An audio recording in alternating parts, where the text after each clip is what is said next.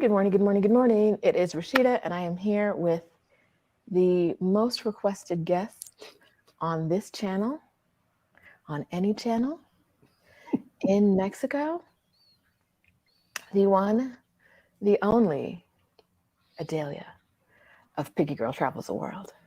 Welcome, Adelia. Hola. Buenos dias. Hello. Thank you for having me. You gonna hit us with the Spanish this morning? That's about as all y'all gonna get, is that? She has a lot of Spanish, y'all. She has a lot. But knowing it and speaking it aren't always. Yeah, not always the same thing.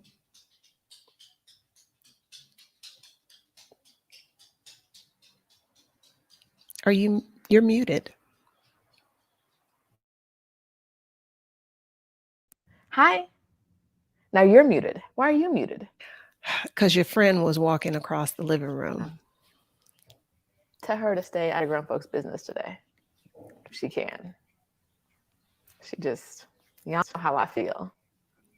I love dogs. I love all dogs. Maybe all except one. I love all dogs. But that little motherfucker, we got beef. Like big beef.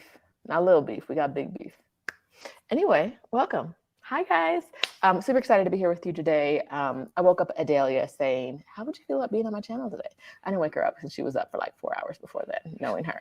But overnight, I was like, what am I going to talk about in the morning? And I was like, why don't we talk about where to move to if you live in Mexico? And I love the idea. So we're going to do it. Adelia is going to join me because she likes living in Mexico too. And she's my favorite person to talk to about life in Mexico. So we're here. If you're just watching us for the first time, welcome. Sorry you sat through that 2 minutes of randomness, but child, that's what it is today.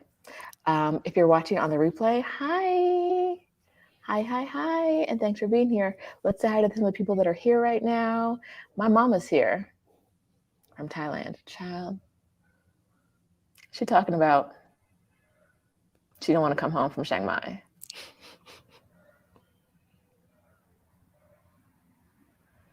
She's having so much fun.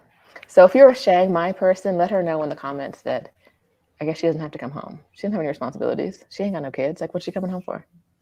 Right? Venus, Sonia hit 1,000 subscribers this week. Yes. Sandra hit 500. Y'all are doing it. The Exodus Squad is doing it. Carla, T. Walker.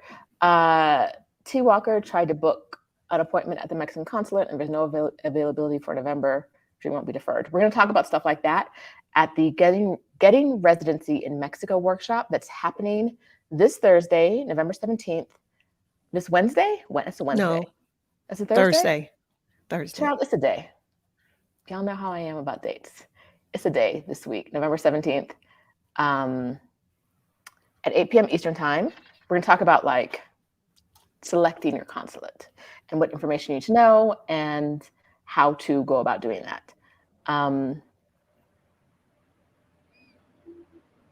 If you're watching this after the 17th, you can get a replay at exodussummit.com/Mexico. If you don't have your ticket yet, you can go in the description. That's there too, exodussummit.com Mexico.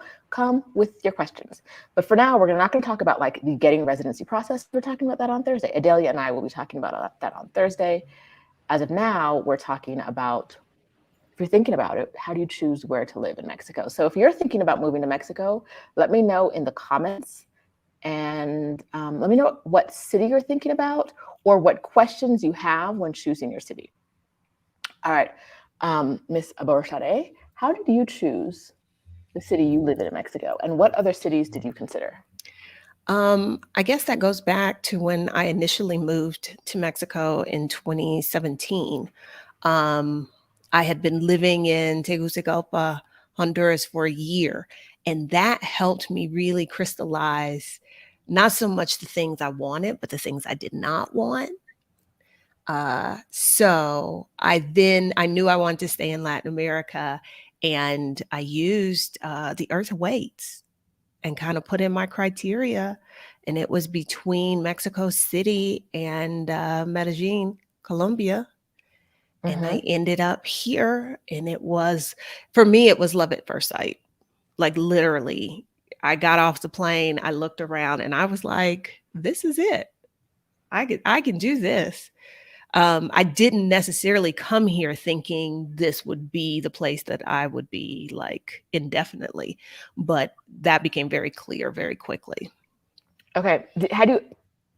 Colombia, had you gone to Medellin? Nope.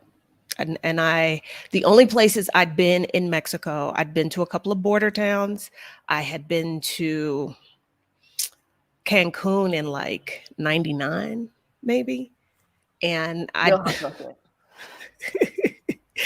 and I had been to Progreso on a cruise ship. And Okay. I had Okay. honestly been like, Mexico wasn't even on my radar. I was like, because I had only seen like the real rough part or the touristy part. And I was kind of like, I'm not interested in that. But Mexico City checked my boxes. Okay. I told her I'm running late. I'm taking my morning vitamins right now with y'all. Hi. Putting in the earrings. Okay. So since you've moved to Mexico though, since you moved to Mexico City, I'm gonna put her business in the streets a little bit.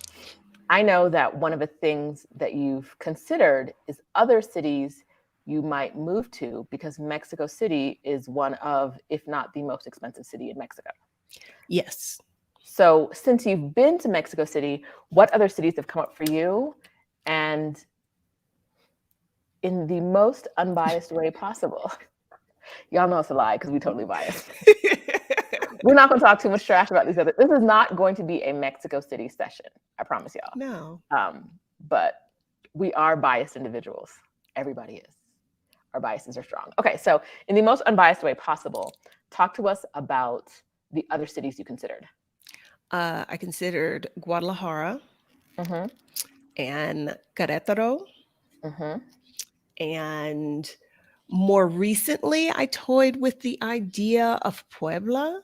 Mm-hmm. Trying to think. Uh, Monterrey was probably on the list, but had to be removed fairly quickly because I have certain climactic requirements that Monterrey just is not going to deliver on. And that's climate, not climax, right? Yes, that is Or is it climate. not delivering on both? I hear good things about the climax department in Monterey, but but it gets hot there, and I am not about that life. Absolutely not. All right. Dula Danica. I'm going with that for now. Good morning, ladies. I just got residency and walking in the market in CMX of Hubby. So excited to finalize our move here. Thank you, Roshida and Adelia. All right. If one of the reasons we're doing the workshop again is because we did the workshop in spring of 2021, and then people moved, y'all. The people who attended the workshop were like, I have residency now. I don't know if Mr. Nick is one of them, but there are a ton of people who are like, I listened, I learned, and I live in another country now. Like, and for some people, like I talked to a woman the other day who isn't ready to move, but she has a bag packed at all times. So if at any point she's like, I got to get out this country, she knows she can live in Mexico full time. She knows it's not just I can go down, and depending on how many days they put in my passport, whether that's 90, whether that's 180, whatever it is, I don't have to leave in 6 months. I can dig my underground bomb shelter and stay here as long as I want, right? Because that's not moving from a place of fear. That's knowing that like at any moment she could be like, the US ain't hitting it for me. Like the US just ain't cutting it. And so I need another plan. It's so important to have options. Options. FDM says, didn't she just move to Merida about my mom? Didn't she just move to Mexico? Yes, she did. And now she's in Chiang Mai. Like, did I move too soon? Okay, so sidebar, the brothers and sisters of Chiang Mai when I was there for 3 months, they had a weekly family dinner. Everyone who could went out to dinner on, I think it was like a Sunday evening. Now it might be monthly. I don't know for sure. I haven't been in that group in a while. If anyone else knows, let me know. My mom goes to Sunday dinner. I forgot to tell her about the group, so she found the group without me. Good job listening to on the group where you're going to places, you're going to be there for a while. Find the Facebook groups, find the brothers and sisters if you want to meet them, find them. So she finds a group. She's there for Sunday dinner. She sends me a photo. How did she leave Merida, Mexico, make it all the way to Chiang Mai, and end up sitting next to my Thai husband at the family dinner? We're having a great time, and I was like, "That's my man." How? How you end up with my? And he told me, he was like, "Oh, no." He said he's one of my husbands, and I just got to catch them all. Got to catch them all, right? Like I don't know how he knows that, but I was like, why are you just cuddled up next to having a great time in the photo? Click. My man.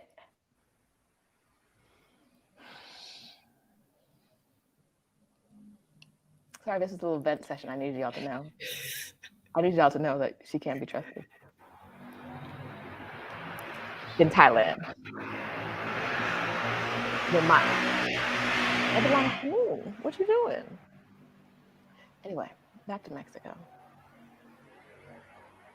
Okay. Anissa says, I'm thinking about Mexico, but I need to explore more. I know that I want to be near a water, beach, spring, clean lake. Okay. This is good. Let's talk about this. Because when I was in Puerto Vallarta, where quite a few of you live and love, I was in Puerto Vallarta the other day, a couple weeks ago. It's all the other day to me.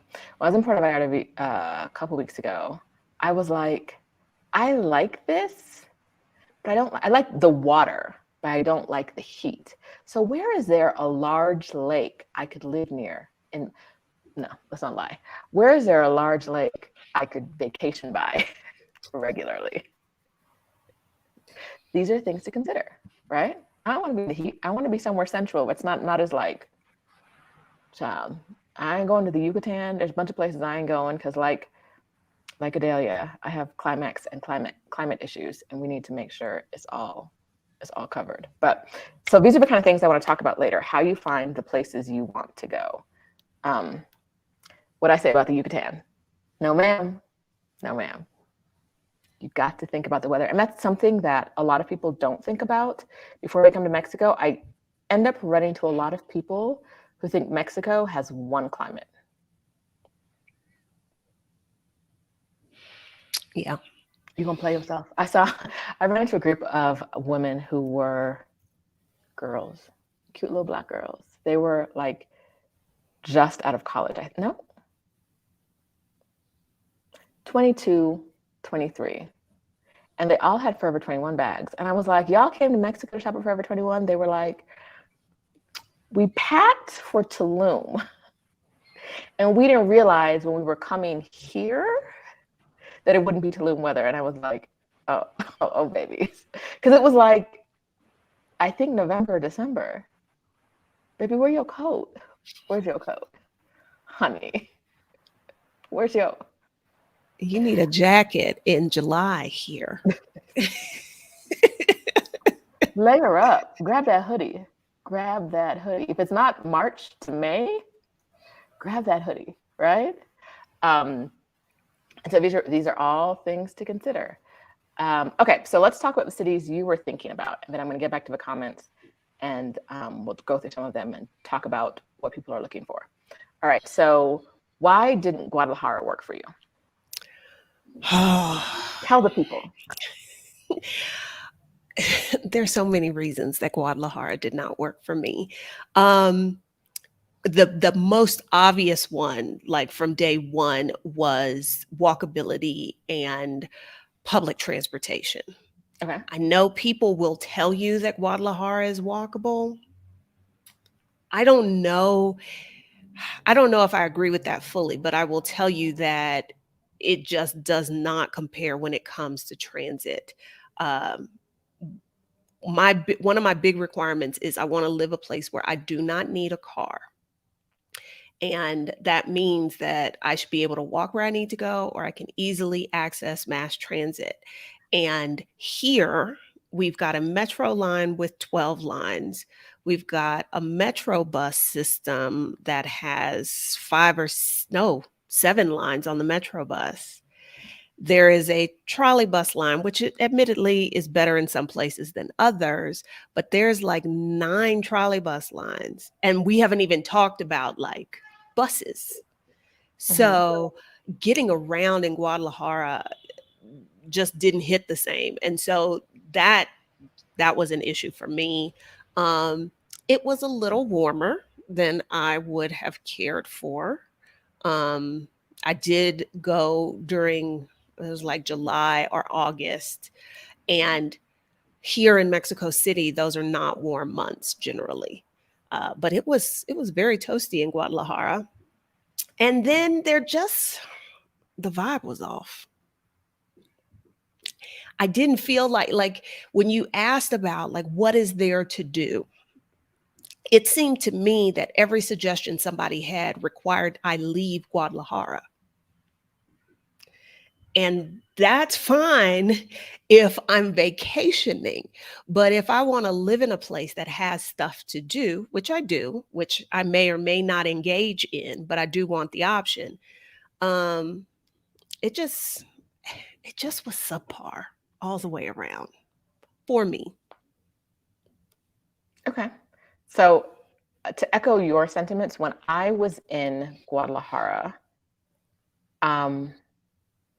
we could walk to the restaurants on the corner, but there wasn't a grocery store we could walk to, right? There wasn't a tianguis. There wasn't a farmer's market. There wasn't a larger market. There wasn't like sometimes in a lot of neighborhoods, a couple times a week, someone will set up like a really like out the back of their truck selling food in the city, in Mexico City. Sometimes it's a regular small street market or a huge, we take over like 6 blocks market. I wasn't walking distance from any of those. And I stayed in 2 different places in Guadalajara. I think Guadalajara is walkable. I don't know for sure, because I didn't experience any walkability. I think it's walkable if you are in Central and you only want to do things in Central, right? Where we were was the burbs, right? Where we stayed was the burbs. And there's nothing wrong with being in the burbs, but the burbs aren't walkable, right? And so, y'all know I don't drive in Mexico. I'm looking for men to do that. So yeah, that wasn't it for me. The other thing is, I kept saying like, what is there to do? Well, now what? Now what? That's probably the biggest one is it didn't feel like there was anything to do. So, and that's not to say there aren't things to do, but our constant comparison is always going to be Mexico City, right? Like if you don't want a huge city and you want more of like what I do is I go to the movies. What I do is I take my kids to the park. Guadalajara might be a great city, but like this week we're going to a random museum to look at the remnants of relationships. Is that what it is? The Museum of Failed Relationships, I so think is what it's an exhibit on failed relationships. Yes, in the it's Museum an exhibit of something objects. The Museum of Objects. It's an exhibit on failed because it's why not, right? Like, and it's one of the reasons we like it in the city. This is not a Mexico City pitch, but it's one of the reasons it's always our bar. And so if you're not interested in like random BS like that, because it's random BS, like I'm not gonna lie, it's shenanigans. It is pure shenanigans. But if you are not like, if that's not your thing, there are a lot of other, like Guadalajara could work for you if you don't mind driving or being driven everywhere you go. There are a lot of other cities that will work for you. I'm staying in a hotel right now. I am in Mexico City, but where I am, I would never tell you to live here because It's the burbs. So yesterday, when I was getting dropped off, the driver, it was a one-way street, and I had luggage. And the driver was like, well, the entrance is back there, so you want to get off here? And I was like, with a bag? No. We're gonna have to circle the block. You're gonna have to figure it out. Like, because the Uber, I'm looking at the Uber map and it's telling you to go around to get to the entrance. But you're like, no, just no. And so I saw the street. It was on. Last night I'm looking for dinner. And the concierge is like, there's a great Japanese place if you just walk up that block. I said, that one out there with all, he said, yeah. I said, because it's the burbs in a town where you don't need a license to drive. Well, you need a license to drive. You don't need to know how to drive. You don't need to prove get you that can license. drive. Right now, I will not. I will, sir, I will not be walking up a side of a street that's like one way in the burbs with like four lanes of open traffic, Adelia. One way. I said, no, he trying to kill me. He don't want the Black girl to come back. He said, I said, no. After dark? After dark, sir. You want me walking up what's the equivalent of a highway after dark? So yeah, so there are definitely places just like this. To me, I was thinking of what, so I'm in Santa Fe right now. Adelia, I was thinking about what the US equivalent of Santa Fe would be, but I think Guadalajara could be a good Mexican equivalent. Yeah. Of this neighborhood. Yeah. Kind of. Where it's like, it's not, this neighborhood's pretty fancy. Like most people out here drive or have drivers. There's a lot of have drivers out here because you're not walking nowhere out here. No. You're not, sit down. Let somebody bring it to you. Do they even have sidewalks out there? They don't where this hotel is. They don't. It's a small contained street. But I was like, last night coming back, but I didn't drink because I don't know what's going on out here. So yeah, so that's why Guadalajara didn't work for you. You considered Puebla. Why isn't Puebla the place for you? I don't know for sure that Puebla is not. It could be. It is not going to be a 1-for-1 swap with Mexico City. It will be because it is significantly smaller. There is less to do, less to happen, but there's still, I would argue, it felt like there was more to do than in Guadalajara. That in the city, there were like these weird kinds of things that we like to go check out. Some portions of it were walkable. I would be still close enough to Mexico City so that if there was a big concert or something like that, I could come. So like last night, Earth, Wind and Fire had a concert here that was almost sold out at the stadium that they used to use for bullfights. So many people. Like they're not going to go to Puebla. I'm sorry. Did you go to a concert last night? No, I did not. I did. I would. Y'all saw what was happening, right?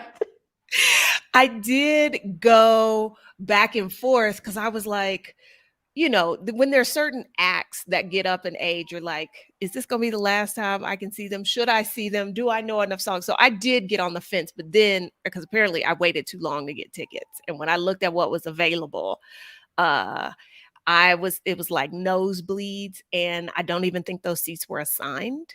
So it was like you had to show up early to get the seat you wanted. And I'm not about that life at this point. So no, I did not go. But, I don't know. I think Puebla could work for me if I wanted to do a little less. But it would not be a 1-for-1 swap. And right now, like the weather is kind of on par with what the weather is like here. But there isn't very easy mass transit. It would be buses. And I don't know if y'all have heard us talk about buses here. That's a whole nother level of the game to learn to navigate the buses. So And I saw Roxanne doesn't think Puebla would be for me. And I may just be lying to myself. I may be lying to myself. I've been to Puebla one time with you. And I was like, if I wasn't living in Mexico City, this could be an option, right? It's close enough to a large city. It's close enough to a very large airport. It feels, in a way, it feels like kind of like a little like, y'all gonna roast me for this, a little bootleg San Miguel de Allende, in that like it's cute, it's quaint, it's compact. Like the parts that you're going to want, someone visiting town is going to want to see are very compact. It's easy enough to get around, and there are things to do, right? It doesn't have like all of that charm, but it's got a lot of charm. It's got a lot of charm. I liked it. That would definitely be on my list if I wasn't here, if I had to leave a city, if I started running from the law and I was like, I gotta hide somewhere. Hide in Puebla. They'd find me. Like, yeah, they would. You mean that one Black girl? Yeah, she's here. Absolutely. Walking at the police station every day, smiling. Hey. Absolutely. Hi. Yeah. Okay. So let's see. Monica Adelina says Puebla's on her list too. What other city? You mentioned Monterrey, but the weather, it's too hot for you. Yeah. What's too hot? What'd you say? What's too hot for you? What temperature-wise is make something too hot? If we're in excess of 85 degrees Fahrenheit, I'm not gonna be enthusiastic about it.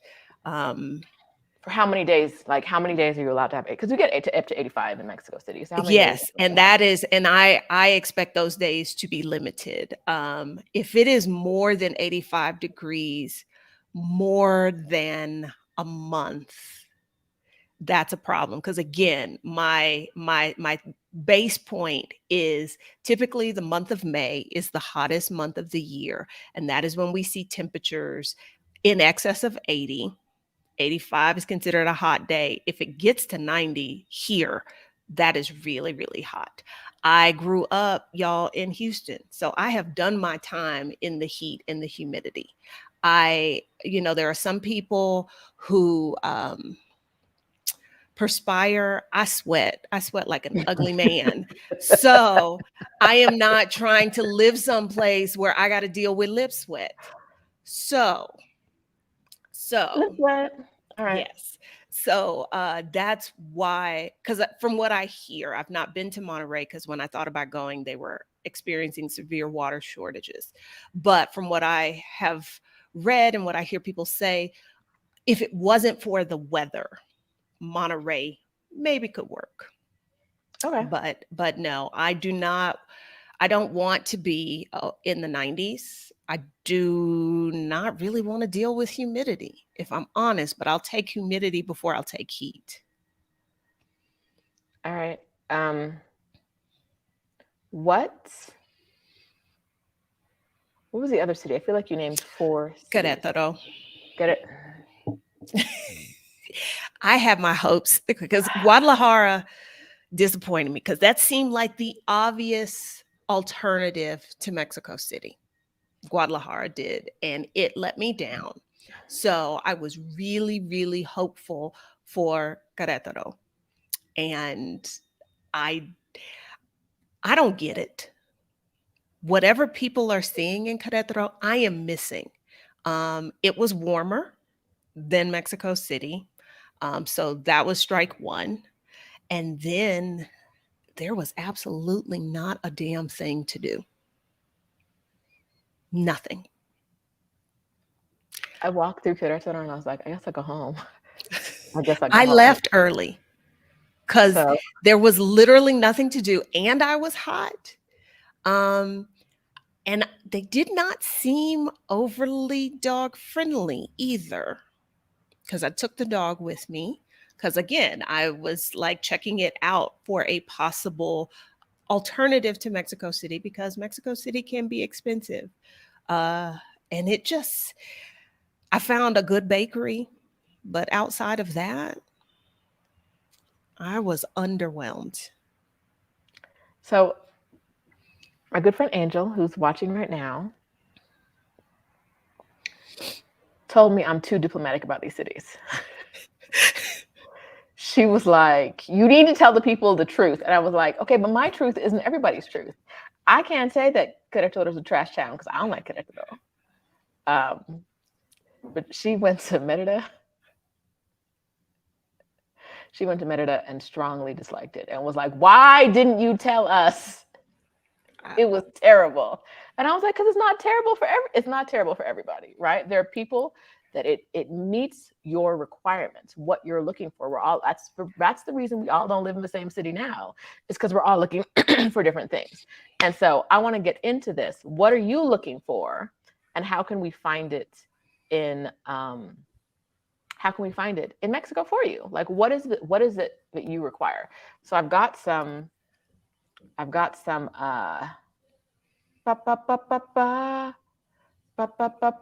they in the comments talking about how hard it is to walk in Santa Fe. Child, I look outside like, what is it? Where I live now, it's less than 2 blocks to 2 grocery stores. That's what I want. That's what I want from where I live. At the most, like 5. Here, like, who? Because everybody out there drives Or is driven. And it's not.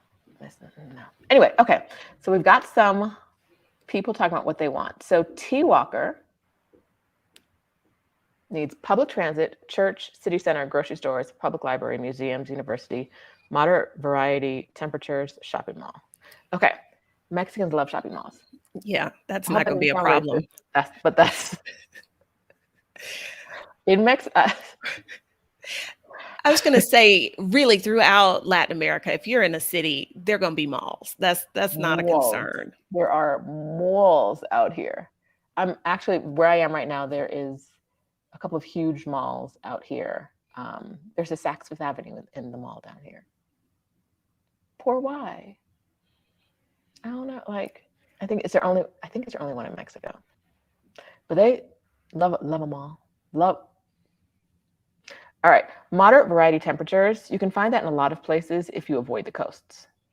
Avoid like the Yucatan, most of like the coastal regions, and then like the very, very north where Monterrey. Avoid like being more of a center of a city will get you that. So I think that narrows it down. University. I don't know why you need a university. So I don't know what need you're trying to meet, unless it's like going to school, right? That's the obvious one. But if that's not the need you're trying to meet, there are a lot of universities in Mexico. So that's not really narrowing it down. Museums. I mean, you talk about Mexico City, but I'm gonna try to act like not. So let's think of. I mean, because when I look at this list, that's who's got all of that. I am curious about city center, because this was, in the US, a lot of cities, the downtown area really kind of goes to sleep after 5 p.m., after people get off of work and they go to their houses in the suburbs. But in a lot of Mexico, Centro is like, that's where people go to shop. That's where the happening is. And that is very true, even in a city like Mexico City. And that was my expectation when I went to Querétaro. I thought, oh, let's check out Centro. Their Centro is basically built for tourists. There was no I didn't feel like there was life there. There were not people doing their everyday shopping there. It was like, oh, we can come down here and do this tourist thing when my relatives are in town. So I'm curious about what T Walker is looking for when they talk about like city center. Yes, I'm actually curious about church. So when we're making our list, you want to be and this doesn't have to be now, but just in general, when you're thinking about your move, you want to be as specific as possible. I live next to a megachurch and didn't know before. I live next to a megachurch that looks a little culty. but it's like hidden. Like there's only like one sign outside, and it's not, doesn't say the church's name. It says something slightly religious. That's why I was like, I think this is a thing. And I Googled it and I was like, oh, that's a thing. Anyhow, does your church need to be in Spanish? Right? Yeah.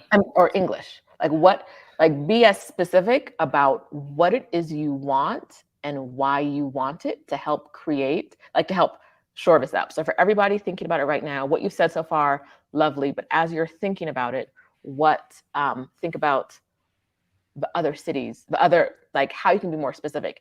If you need a church in Spanish, like there's one 3 doors down from me. Every corner. I live next to what looks like a Joel Osteen kind of like, what is happening here, sir? Like they're different types of churches, very modern, very old, is my point, all over the place.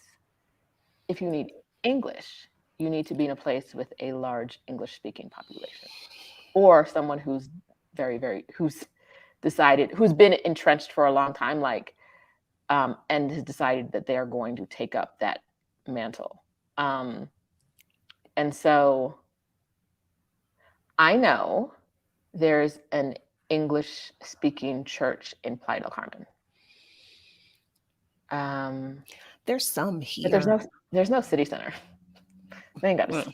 I mean, some of y'all might disagree with me, but in all actuality, y'all have a tourist zone, ain't no city center. And I don't believe those are moderate temperatures. But they and no public transportation. I mean, they have colectivos. So that's the other thing. What counts as public transportation? Does going to a corner and getting in a man's van count as public transportation to you? If it does, you got it, right? If a bus and train system that runs at a guaranteed time is what counts as a public transportation for you. With a published route? With a published route, go ahead and find another country. Go ahead and give up on Mexico. On my bus route, buses come one behind the other and then not for 45 minutes. You literally see like, I've seen 3 buses go by and then just nothing. What's the schedule? Who knows? Who cares? Just go, right? Just wait. So these are all things to consider. Like what counts as public transportation? What do you want from a city center? Do you need grocery stores, or could you be close to like pop-up weekly markets? On my street, there's a market every Wednesday. If I go in another direction, there's a market. There's a guy in a truck, maybe 2 guys, who come at whenever they want. I think there's a time, I can never figure out what it is. I just Googled to see if Querétaro had public transit. And according to Google, they have 74 bus routes with more than 1,600 stops. The fare is 11 pesos. Okay.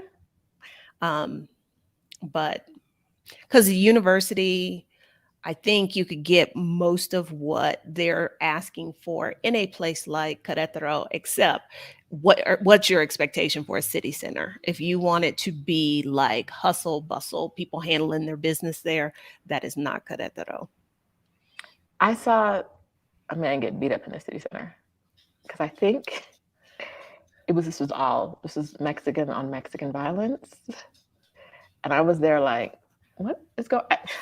I think he was drunk and he did something that offended a group of men. I don't know if he tried to take something that wasn't his or what was, but they tracked him down in the street and I was like, was this the guy with one leg? I did not see his leg. That might have been a different story. No. I think that was a different story. Sonia is shocked that it's 11 pesos for a ride. Sonia, that's a lot. That's a lot. A lot. That's why I mentioned it. That is a lot. We both made faces, and it wasn't for the reason you thought. But I know in Playa, that's probably a bargain. No, that's a bargain. My bus route, passing me, I have 2 routes that I can take. One is 8 pesos, and the other is 2 pesos. 2 pesos is 10 cents. I could take a 10-cent bus across town regularly. Boop boop. So yeah, it gets me where I want to go. So there is that's in comparison, right? So this is something to think about as well. So, hey, Minnie, Sonia is saying that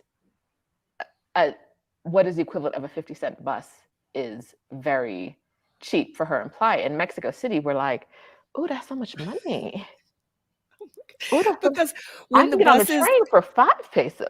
when the buses, some of the buses went up from like 6.5 pesos to 11, I mean to 8, we were like, oh my gosh, the buses are so expensive now.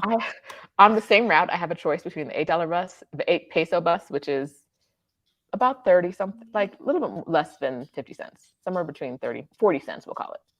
I'm not doing math today.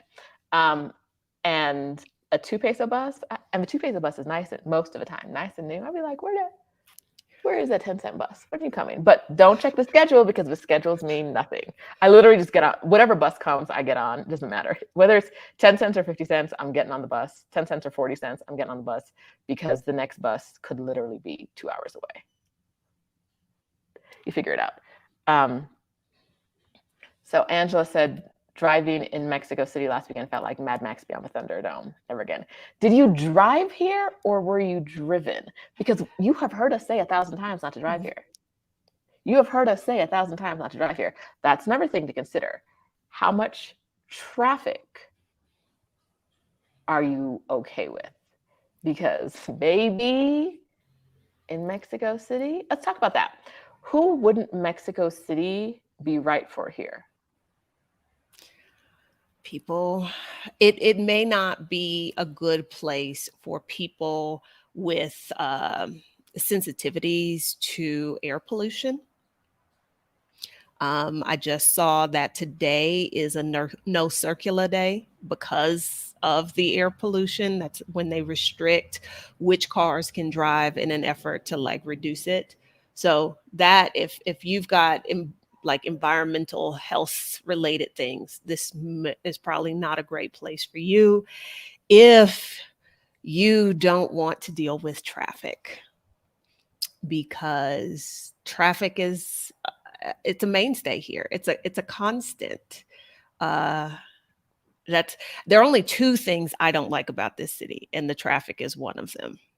What's the other thing? The lack of trash cans. Because it defies logic. It makes no sense why we don't have more trash cans. What about the men? Well, the city has a lot. I don't think about them. Okay, so I think the things I don't like, I don't mind the trash cans. There are more trash cans in my neighborhood. That's because of where you live. That's why. Mm-hmm.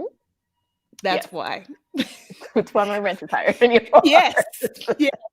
Us regular folks don't have trash cans on the street. And okay, so the traffic, the fact that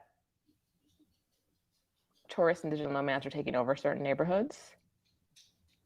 And it's not that I don't like them here. I don't like how they impact my experience here, in that, like, when people are angry about tourists, I'm like, baby, I've been here for, like, I'm not just passing through and buying some conchas and going about my business. Like, I'm headed to the grocery store. Leave me alone. Not that anyone bothers me, but like the fact that there's been such a violent influx, right? And in the sense that, like, it's like very jarring. It's very jarring. It's like there was like a leaky tub, like a leak in the tub or the sink of like people coming in over the past few years, and then in the past year, someone has turned the tap on all the way. It is full throttle, everyone coming in. And so there are neighborhoods where I'm like, why aren't I hearing Spanish? Why aren't I hearing Spanish? What's happening? And that's not, the lack of Spanish isn't a problem. The lack of effort is the problem, right? We've told you guys before about how we were walking into a restaurant and the guy in front of us was like, English, please. And we were like, baby, not in this neighborhood. Maybe wherever you're staying, that shit will fly. but you've left your gentrified bubble, and that's not. We were like, you better take out your translation app, baby, and make some shit pop, because this is not that. This is not that. And so there's a definite impact of people coming to the city and not trying at all to learn the language, understand the money, do anything else, and that is impacting us. Understand the economy, that is impacting us negatively. Oh, the other day we saw people complaining about restaurants having two prices, a price for locals and a price for foreigners. And we were like, for who? For who? Because for me, like, they got the menu, and then when the check came, the items were a different price, and the owner was like, no, it's a different price. Like, this has happened apparently multiple times to different people. That's They what get a they different said. price. And they're like, oh no, but the foreigner price is different from the local price. And I'm like, they don't like you. They don't like you, because my price has always been the price on the menu. What you do? I'd also say that, like, if you like big, wide open spaces, this is not the city for you, because you cannot. I have said this much to the chagrin of people in my comments, but it's a fact. You can Google it. Mexico City is roughly the same size as Houston. Houston geographically is slightly bigger, but the difference is, in Houston there are 4 million people, and here there are 22 million. So wide open space is not a thing here. Yeah, no. Out here in Santa Fe, I was like, look at these, look at all these trees in the air. And no, like, I'm looking out into a very, very large open parking lot that doesn't have, like, it's the biggest parking lot I've seen in the city ever. And it's because they you're have way the out space, there. because I'm way out here. But in what we consider the city proper, somebody's going to be on your right hip, somebody's going to be on your left hip, and somebody's going to be inside your asshole at all times. Like, that's just, baby, that's just how it goes. If you don't want people Around in your space, and not like it's a very like polite culture, we all learn how to kind of like maneuver through it. But you're like, coming out here, I was like, I forgot what it was like to like be able to be 6 feet away from people without effort, right? I was like, oh, there's nobody like right next. Okay, all right, Burbs, you got something for us. And then, of course, we've talked about this before. If you've got mobility issues, this is a difficult place to maneuver, because if there is a question of this tree or a broken sidewalk, they're going to save the tree. The tree always wins here. The tree always wins above people. You can't walk. That's a you problem. The tree got to stay. You're like, y'all, I mean, what? like, on this street over here, the tree roots have grown into the streets and they just pave on top of it. Like, other places, they would say, this tree is going to cause us all kinds of structural issues. We should remove it. Here it is, we just pave on top of it. We pave around it, but we don't cut down the tree. That, and the fact that so many buildings, the entrance is not like ground level. You can't just walk in. There's not an inch. Very few places have entrances where you don't have to step up or step down. So there are people who live here with mobility issues. There are several forms of mass transit that are accessible, but getting there can be a struggle. And there are several mass transit locations where I literally be like, okay, if I was in a wheelchair, what would I do? I don't know. And I think some of it is, okay, so either there are less people with mobility issues in Mexico than there are in the US, which I don't believe, or they leave the house less often. And I think that's true. I think that there's a certain percentage of people with mobility issues whose families go out and do things for them because it's too hard for them to go out. I saw a guy the other day with one leg fighting with a man with two. And a random memory. I literally was like, how do I help? And I was like, I don't get involved. I'm not jumping in. And all the cars just stopped and looked like, what's, I'm on the curb, like, I got to walk past it and not get, anyway. People with mobility issues are usually not fighting in the streets. They're usually being helped by anyone around. It's one of those cities where, like, if you have a problem, someone's going to try to help you solve it. If I'm on the corner looking at a map, someone's going to be like, what do you need? Where are you going? Mm-hmm. And not in a, like, I'm trying to lead you to like an alley to rob you kind of thing, but like girl, don't be out here looking lost where there's all these people. Like, just ask somebody. Get where you're trying to go. Just ask, like, hello, why are you out here looking stupid? Right? Okay. Angela drove to Mexico City from Querétaro. Why? She had the dogs and the whole family. Okay. Listen, if I drove to Mexico City and drove in Mexico City, I would never come back. I would never come back. She had some other issues. She said she saw a homeless man. She saw an unhoused person bathing in a fountain and someone peed next to her. I have not experienced this. I suspect I know what part of town that was in. I used to actually live around the corner from a food pantry shelter. It was like run by nuns. And 4 or 5 years ago, I rarely saw unhoused people. Because of the pandemic, I feel like there are more. And so the ones I see over here, they're fairly chill. There's one on my block, same guy every time, yelling, hollering, waving at me, hey, talking to me, hey, how you doing? But no, if you want to check out Mexico City to see if you like it, do not drive to Mexico City. No, you will not like it. You will not like it. Absolutely not. You will not like it. All right. Let's see what else we have starred. Tell us what you're looking for. I see it. Okay.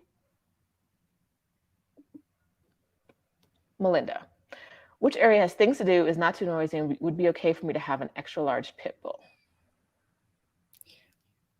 Okay. How noisy has this been? Because my windows are open. I mean. And you got that little terrorist dog. Who either she's in the other bed or she's out on the patio, on the balcony, because she's not in here.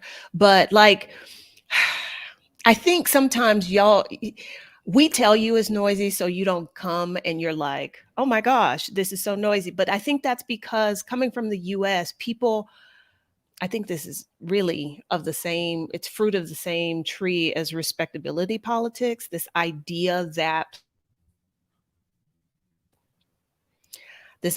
places are supposed to be quiet and we're not supposed to hear like people living. There are places in this city that are definitely more quiet than others. I was out in Pedregal earlier this week, and I kept thinking, like, where am I? I was in Mexico City, but very quiet. The pit bull, girl, people around here that's got Saint Bernards in their apartments, pit bulls, sheepdogs, Dobermans, Great Danes. So the dog is not going to be an issue in Mexico City. The dog's not going to be an issue in Mexico City. I will say that I don't see a lot of pit bulls anywhere I go. Really? I don't see a lot of pit bulls. But I don't go to dog parks, right? Okay. I mean, like, I'm thinking of other cities as well. Okay. I don't know that that's, I don't think it's as popular a breed in Mexico as it is in America. Would you say differently? I feel like I've seen quite a few over here, but also I feel like everybody over here has a dog. So that may be it. I think so. And when I'm talking about noise, I mean the party is going to start at a decibel level that is displeasing at like midnight, and go until 8 a.m. And that will happen. For me, it happens like every other month. There's an all-night party from somewhere in my building that I can hear. Or over here, the adjacent building. Like it may not even be my building. It might be 2 buildings over. Right.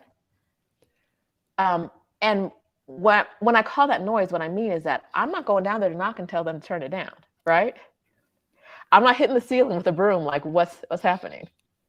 I'm gonna be like, okay, y'all had a party and didn't invite me. Okay.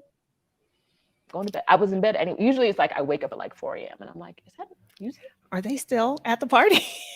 Well, because I didn't know the party was happening because I wasn't awake at 12. But I got up at 4. I could hear it now. It's hard for me to go back to sleep. And that 4 a.m. party, you can't do anything about. Who are you gonna call? What are you gonna do? Mind your business, right? So there are vendors driving through the street selling things, doing things in almost any Mexican city. In a lot of the small towns, the fireworks. Child, I was in San Miguel. The fireworks were so loud and so powerful in the city center, but I was more than 3 blocks away. And it shook the home I was in so bad that the security alarm went off from blocks away. Imagine in the middle of the night, the sound and the like sonic vibrations that have to happen for an alarm in a house blocks away to go off. That's what I'm at, like 3 a.m. See, and like we don't normally get in this area, people aren't normally shooting off, I was going to say explosives, fireworks or rockets, except what was it for St. Judas Tadeo? Like people were cutting up, but that's October 28th? They had a marching band downstairs in my building. Yeah, like that's a big saint day. I feel like there's a certain amount of city noise that you're just going to have if you live in a city. But if you are somebody that like you want to hear the birds and nothing else, to me that sounds like you need small town Mexico. And understand that in small town Mexico, they celebrate, right? So you still have some noise. It's going to be different noise, You won't have city noise, but you're still going to get explosives Mexico at some point. It's not a quiet country. And so I don't think that when we say Mexico City is loud and people are like, well, what's a quiet place close to Mexico City or something, but the whole country's loud. Generally, like the whole country is a little louder than, but overall, in my experience, volume is a little louder than what I'm used to in the US. And I deal with it, right? Stephanie was talking about me yesterday because she always got birds. Everywhere, child. I had a call with her once, and it was like she was living in the Alfred Hitchcock classic. You could hear the bird. They sound like they were about to attack. I said, what's happening? And sometimes I have to ask, because sometimes I'm like, is the bird inside your place? And one time it was. And one time the bird was inside. She was like, yeah, the bird's inside. I have to ask these questions. You got a bird inside? Acting like I'm crazy. Why are these birds making all this noise? So yeah, so even in the country, like you have to decide what amount of noise you want. She talked about me yesterday, and I don't like that. But the birds are so loud that you can, like, through a conference call, they're like, it's all I can hear is the birds in the background.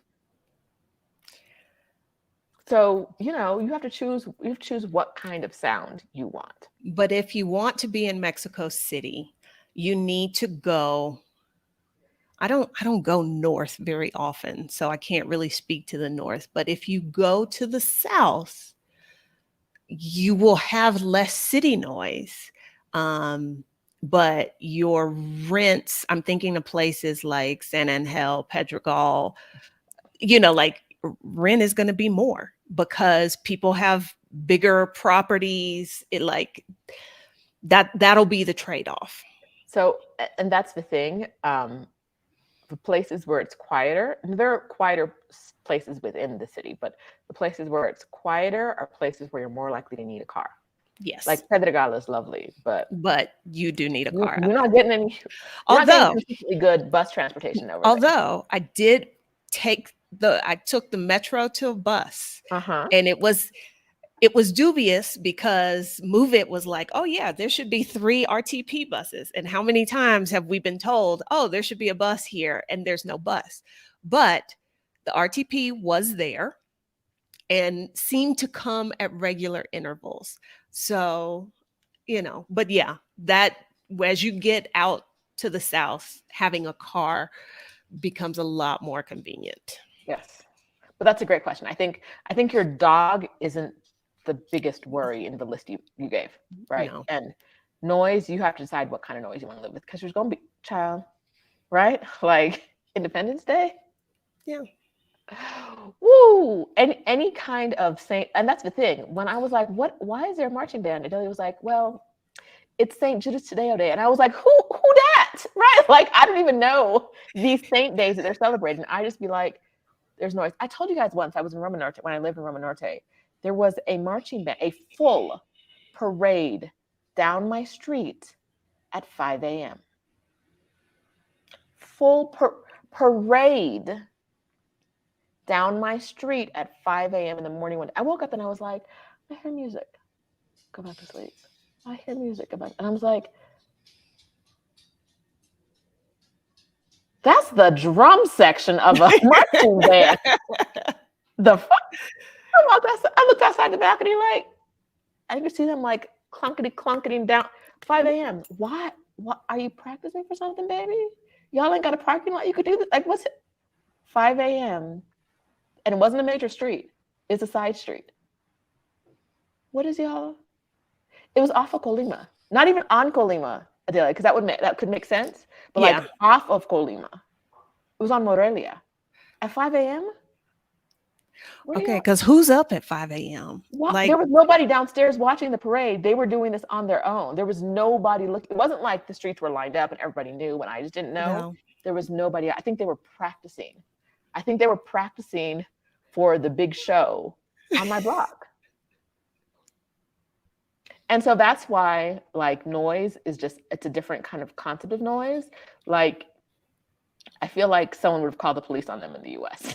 Like, there's a band outside, make it stop. My kids are sleeping. Yes. Mexico, you're just like, it's kind of like, okay.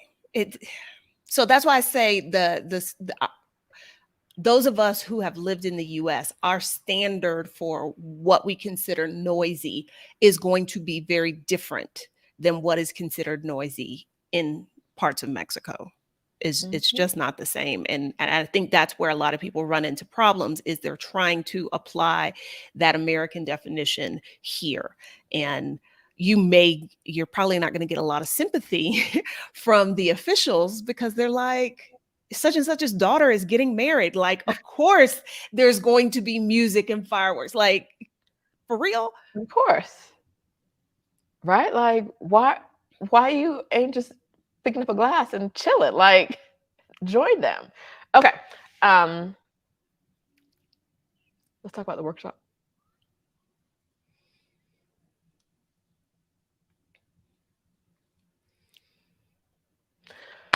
Okay, so the workshop is Thursday.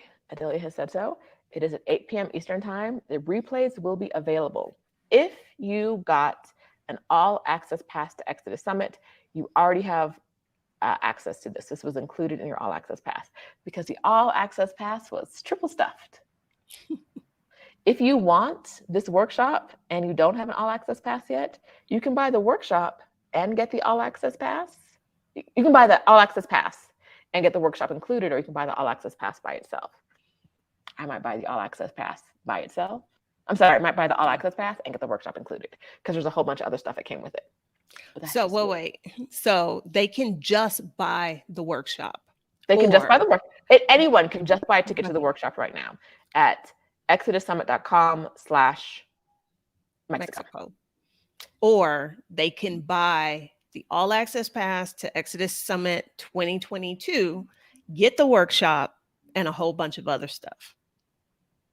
I'm not going to tell you what to do with your life. I'm going to tell you, go ahead and get the ticket, though. Go ahead and get the ticket one way or the other. If you want to move to Mexico, this is the thing.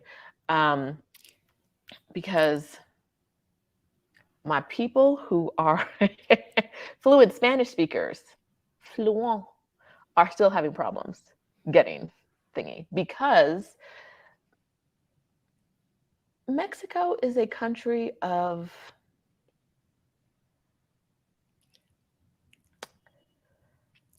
complications. There are How would you describe that? I would say that there are no certainties, and Yes. that rules are more like guidelines Yes. to be interpreted and applied, solely dependent on the day, the moment, and the person you're dealing with. That's what I would say. So what we're going to do in the workshop is tell you the ways that things can be interpreted, right? So a lot of people are like, oh no, I read it, I understand it. Baby, reading what it says on any website in Mexico and actually having a process go the way it says it's going to go, night and day, an apple and an elephant. They just are not the same thing. It's not the same thing. It's far apart. So even things like getting appointments, we're going to help you to get the residency. We're going to help you figure out the best ways to go about doing that kind of stuff. So if you've been thinking about residency and you're like, I don't really know, how to make this work. I don't really know if it's something I can do. You can do it. We're going to help you figure out how, because they don't be playing games. And we've both done it. By ourselves. More than once. More than once. For me. Yes. Adelia had a work visa and then just a regular visa. I have a work visa by accident because nothing happens the way it's supposed to. Like, work visas are like gold down here.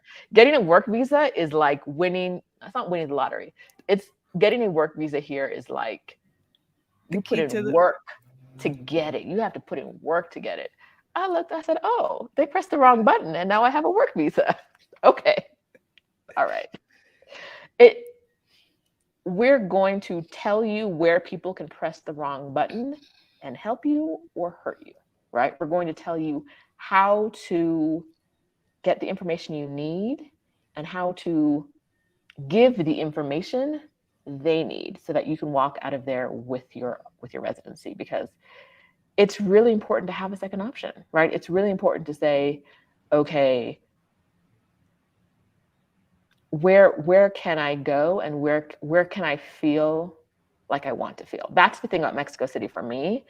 I feel like I want to feel. I love living in the Bay Area. I love living in Oakland, right? I've lived there twice in my life. Loved it.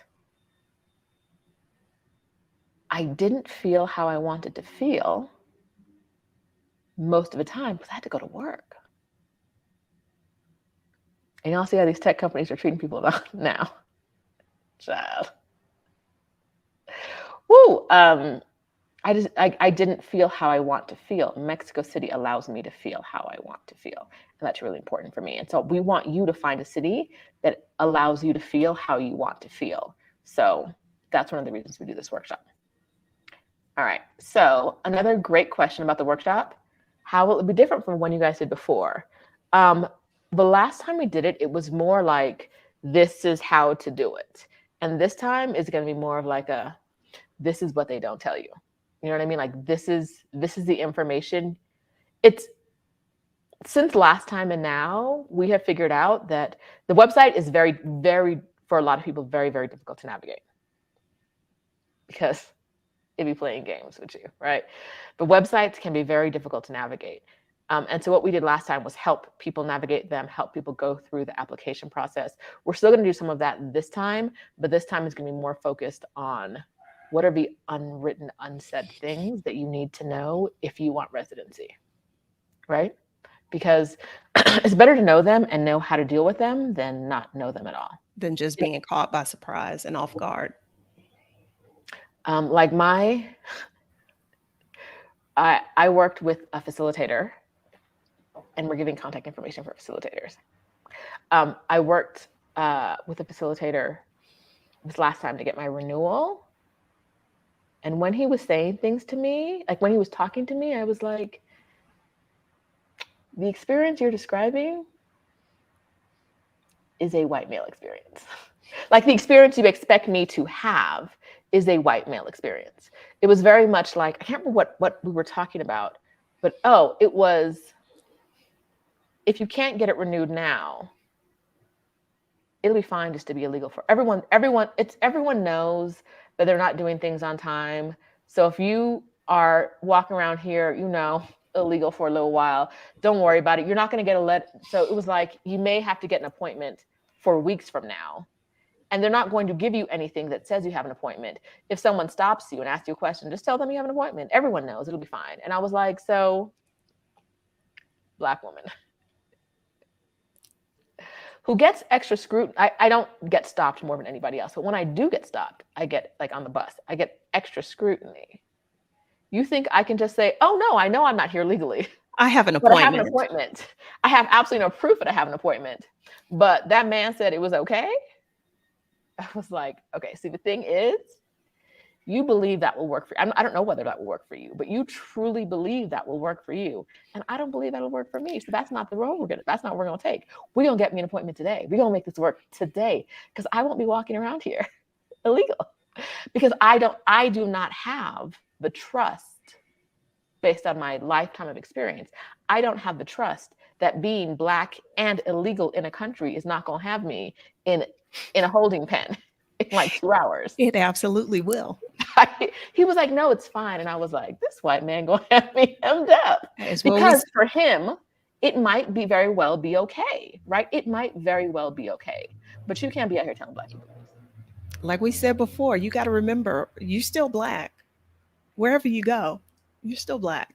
So we're going to tell you the things that you need to know. And this workshop isn't just for Black. ARCs or some of the things are always like Black women. If you're not a Black woman and you want to attend, you can attend. We're just not going to center you. We're always going to center the Black female experience. But you can come through. We're going to help you out. We're helping everybody out.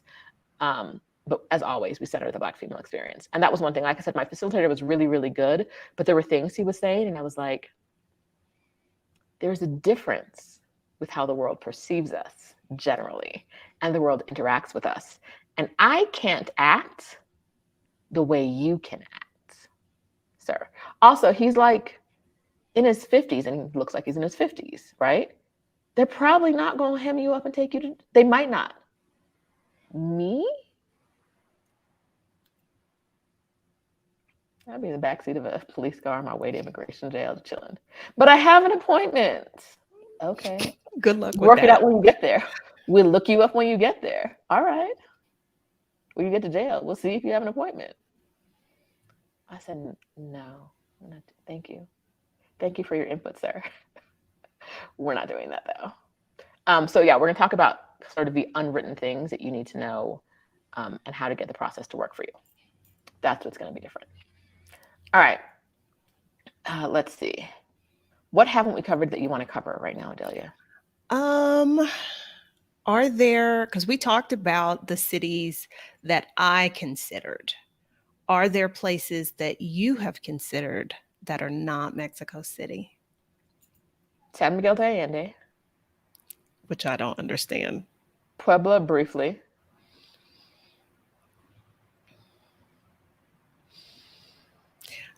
San Miguel was a nope the minute we arrived in town. I was like, nope. But you a hater, so like, okay, that's fine. That's fine. No, so San Miguel, my first time there was 2018, and it was very cute. It was, it gave me what I needed at the time. Every time I go back, I like it for what it is, but I think I like it for like a week or two. I don't like it for long-term living. I really, really enjoy it for vacations. I don't know, but I would love it for like, I think I could love it for a month. I don't think I could love it for years. But like Mexico City is it for me. I say it all the time. If I wasn't living in Mexico City, I might not be living in Mexico. All right. Michelle wants to know about Ajijic. Ajijic is very white, very, I don't want to say very old, but lots of retirees. And I hear it's beautiful, but it doesn't offer the kind of life that I want. I can't remember if I was in Ajijic or Chapala, but we went to a restaurant. It was my mom. I went to a restaurant, and we asked the local owner. So a local man opened the restaurant, spoke enough English. We spoke enough Spanish. I asked him what there was to do in town. He looked me dead in my eyes and said, "Leave, leave."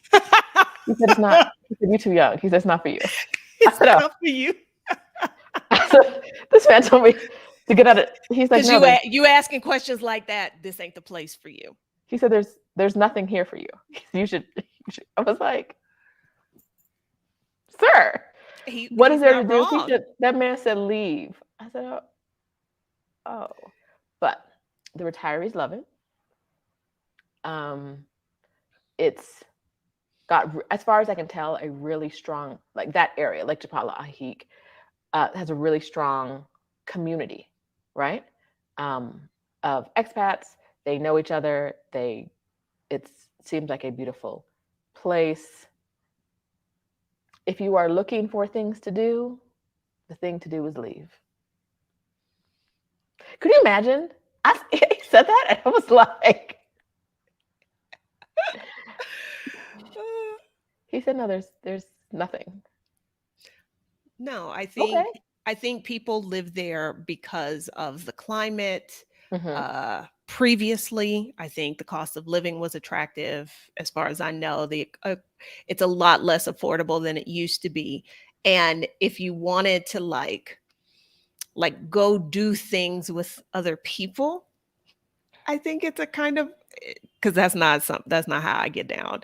But like, you know, y'all go, everybody has coffee at this place on Tuesday morning. That's the kind of vibe I get from it. Yeah. All right. Tony said it's white and old. Let's see.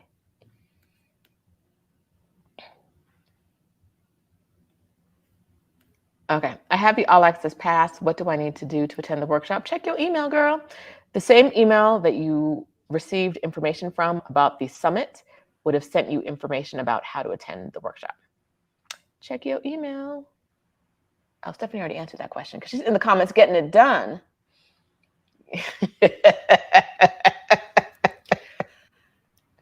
Auntie Lou.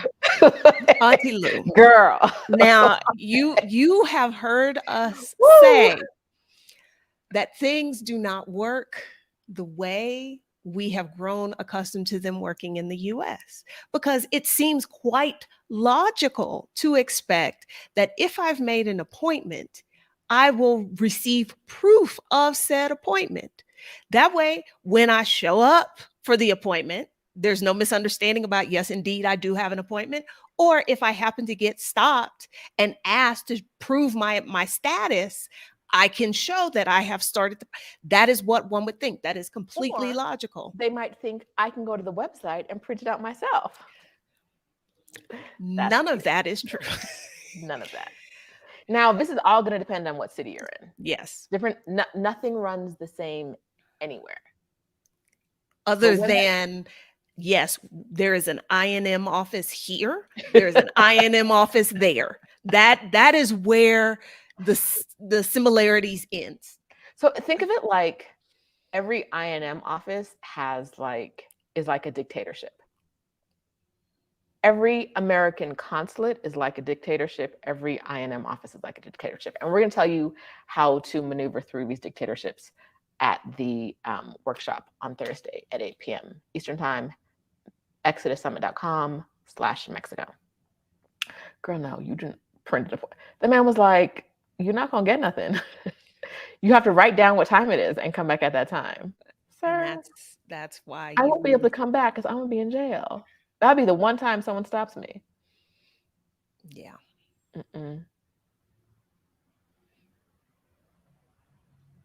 Let's see. Roxanne said her number 2 would be Oaxaca. I saw that. Let's talk about Oaxaca. So who has Oaxaca on their list of possibles? Raise your hand in the comments. Tell me. And tell me why you're thinking about Oaxaca as a possible.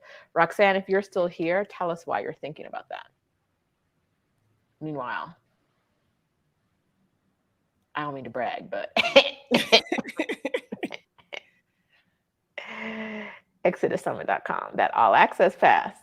The best is, and it's not January, y'all. She ain't saying this in January. She's saying this in, what is it, mid-November? What time in November is it? Yeah. It's mid-November. In there's only 6 weeks left in the year. She's been through 46 weeks, and it's the best money she has spent in that 46 weeks. Friends, y'all know I don't play. Y'all know this. Just like the summit is excellent, this workshop is going to be excellent. I'm gonna make Adelia work.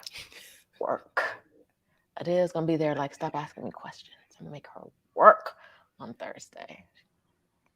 You're gonna get the information you need from a source that I know you guys trust. I hope you trust. I hope if you're here, you trust us. We know what we're talking about. All right, Oaxaca. Who has Oaxaca on their list? Anybody? I heard Oaxaca Tooth were good. Zion Jordan is thinking about Oaxaca. She is in the Tijuana metro area now. Poli is visiting Oaxaca in January, concerned about walkability. I don't think Oaxaca Central is any less walkable than any other city here. It's just so.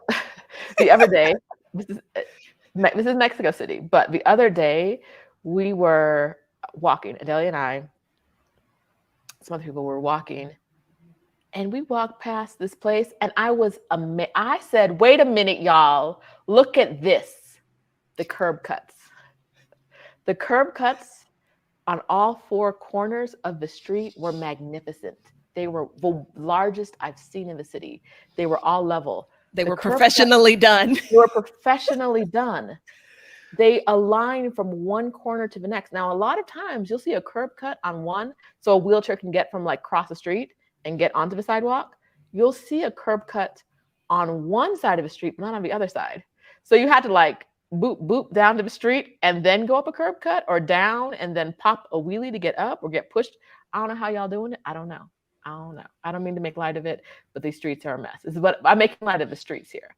But these 4 corners, just magical curb. I literally was like, y'all stop. Do you see what's happening here? But they were sponsored. Then I looked down and I was like, oh, it makes sense. I had to take a photo of it. The curb cuts say a gift from Great Britain. The best curb cuts I have seen in the city. The best curb cuts I've seen anywhere in Mexico were a gift from another country. And I was like, they must have had somebody live, like their head of their embassy must have lived around here or something. Somebody who needed a wheelchair from Great Britain lived in this area on this block. Because these curb cuts are just gorgeous, smooth, right down to the street. There's no bump.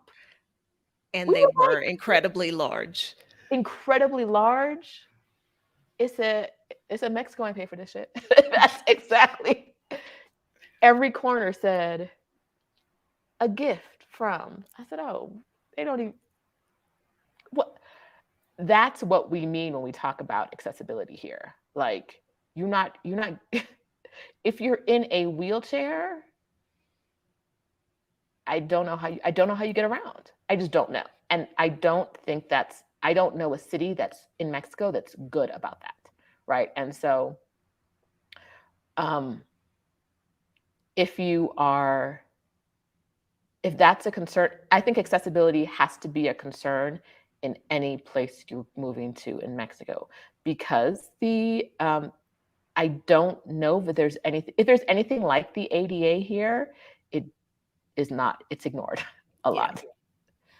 There are a lot of buildings where I'm like, wait, how would you enter? And like when Eve was here, disabled diva Eve, at her hotel, she had to use the service entrance. So she had to like The walk around the service back. elevator. So you go to the service elevator to get into her thingy, because in the front there was just like, no, girl, you're gonna use these stairs that are slippery and might kill you, or you're not getting in, right?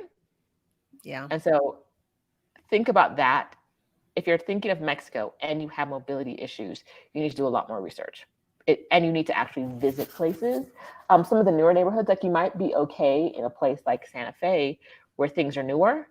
And if you can get around and be driven or drive or I hadn't thought about it, but Santa Fe might be a good option if you've got mobility issues. Charisma was here with her son, and she was able, when she was looking at Ubers, something came up for, Yeah, it's like Uber Assist or yes. something like that. But if you have I think a wheelchair or mobility issues, they can help you. The problem with that in a lot of cities here is that the different types of Ubers are the options available. When will one of those be available for you?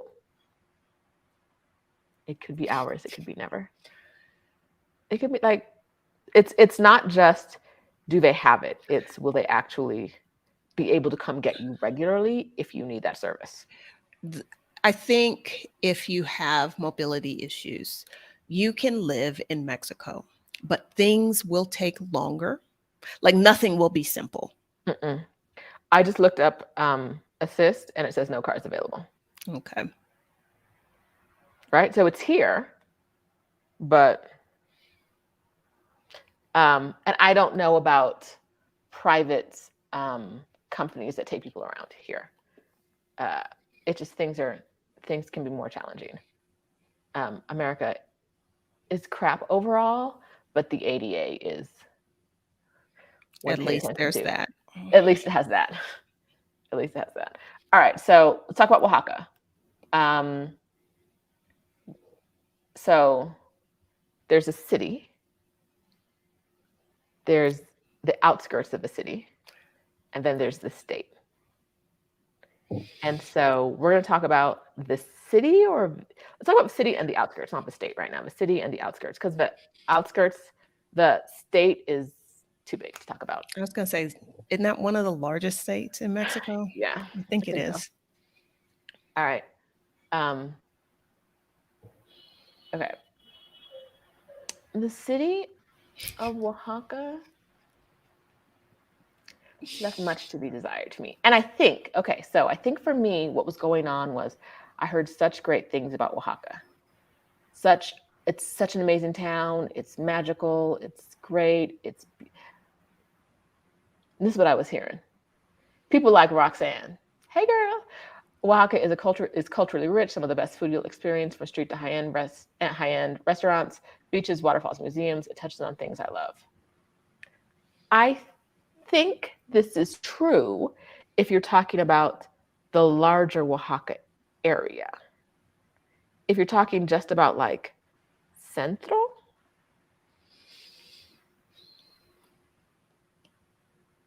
it didn't hit for me. But I've heard I keep hearing these great things, and so I want to go back and explore it. I think Oaxaca is a larger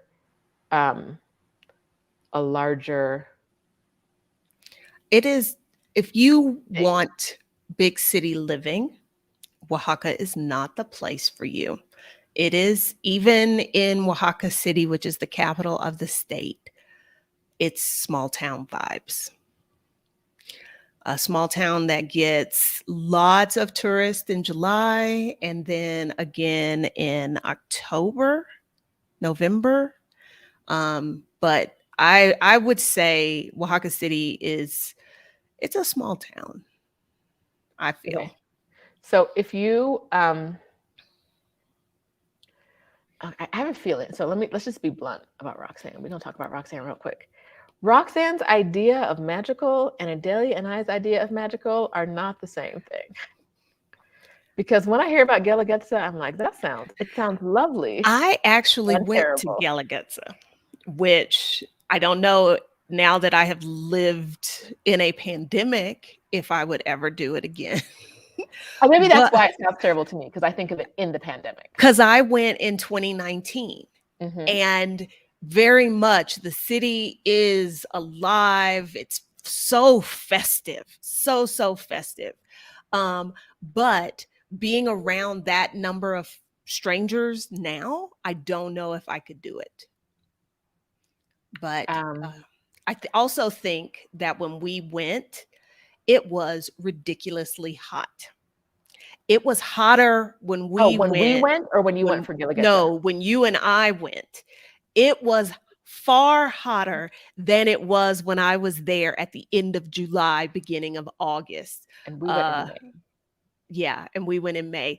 And is this because this is at the same time we were seeing a heat wave here in Mexico City? Mm-hmm. Was that a 1-year fluke, or is this part of our new climactic situation? I don't know, but it was miserably hot when we were there. I know. We were walking around the city and said, like, oh, what should we do? And the answer was like, stop and get some fluid. Like every time it was like, what do we do next? It was like, sit down in the shade somewhere and drink something, because this is miserable. And then there just didn't feel like in the town square, in like Centro, and not just Centro, but Centro and the blocks, surrounding blocks, the places we didn't need a car to get to. And we went places we did need a car to get to that day, but like we're still within town. It was like, it's cute, but it's not giving what I heard it was supposed to give. I think you have to get in a car. My impression, if you live in Oaxaca and you know more, tell us, because we don't have everything. I don't have everything on Oaxaca. It felt like the magic is a car ride away. And maybe it's 20 minutes, maybe it's 30, maybe it's an hour. But the magic I wasn't feeling the magic in the walkable from Centro. I wasn't feeling the magic. It rained on us when we went to have dinner. Yeah, so it was hot all day, and then it rained on. We hit this beautiful balcony, and the rain was like,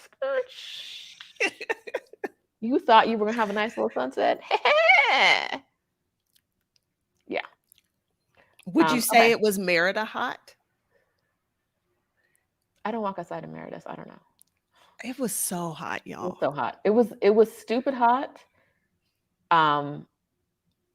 It was hot like, oh no, we've walked 3 blocks. What should we do now? We should rest. What is there to do? We went to a market and we're both like, it's too hot to be inside of this market right now. They cooking, smoking meat and shit, and smoking meat inside. It was 1,006 degrees, y'all, to begin with. We walked inside this market and there's a hallway, and on every side of the hallway, they're barbecuing inside. This is not like, oh, of course that's why it was hot. It was already hot. I hit that hallway, they're smoking. It's just smoke and meat. The way we were like, all right now, let's get through this. Let's get through this experience, because this is not, you inside cooking meat, grilling inside in this weather, a tight space, enclosed. No, please. And it was actually not crowded when we went, because when I'd been there previously, it was like elbow to elbow and hot and smoky. So Oaxaca, I think every time I talk about it, people say it's so lovely, and I want to go back and experience it. But I do think it's not a walkable magic, right? Like I feel like Mexico City has walkable magic, and I did not get that same sense of walkable magic in Oaxaca. I would say if you're thinking about living there, like from a transportation standpoint, you need to be cool with colectivos. Because I don't think there were any buses, because we basically took a collectivo from the airport. If you are into small town life, I think it might be a viable option. But if you are not a small town kind of person, Okay. probably a pass. Hold please. Sidebar. Phyllis quit her job. Phyllis quit her job. Phyllis quit her job. She gets the shoulders.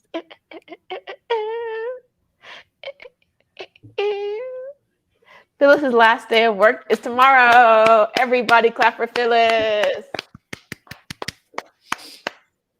Yes, yes, yes, yes. Okay. ExodusSummit.com. Yay! I'm so happy for you, Phyllis. Quit that job. You don't need them. You don't even like them people. Come on. Oaxaca is also a state populated with Afro-Mexicans. Yes, but we're not talking about Oaxaca state because I think that's how people get into trouble here. They don't understand the breadth of some of the places they're considering. So Oaxaca state is populated with Afro-Mexicans, and so people go to Oaxaca expecting to see Afro-Mexicans, and well, no. We were there all day. Did we see any? No. No. And I can't say when I went before I saw any. But if you're in the state and you go to some of the more rural, isolated places, yes, you will see them. Do you want to live in rural, isolated Mexico?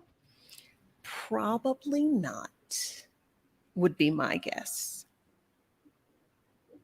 So that's a great point, that you will see Afro-Mexicans in the state of Oaxaca, but going to Oaxaca to find them is like me going to Oaxaca to the city to find them is like me going to Oaxaca, the city, to find the magic that people talk about in Oaxaca. It's just outside. So there's like the city, the region, and the state. You have to figure out what you want and where it is, right? So Adelia and I are going to explore more of the Afro-Mexican places in the state, in the country next year. She doesn't. This is. Yeah, I'm learning about this now. Learning. But okay. I just made a decision and then wrapped her up in it, but I said it on camera, so we're committed. She nodded. She's smiling. She's in it. She's in it. We're going to explore some of the Afro-Mexican places. But I think there's also, this is kind of a sidebar, there's kind of the idea that like, just because our ancestors came from the same place, like people will be happy to see you. And I'm going to tell you, the Afro-Mexicans that I run into in Mexico, 9 times out of 10 are looking away. Actually, 10 times out of 10 do not see me, cannot recognize me. They interact with me by ignoring me. Very much in the sense that like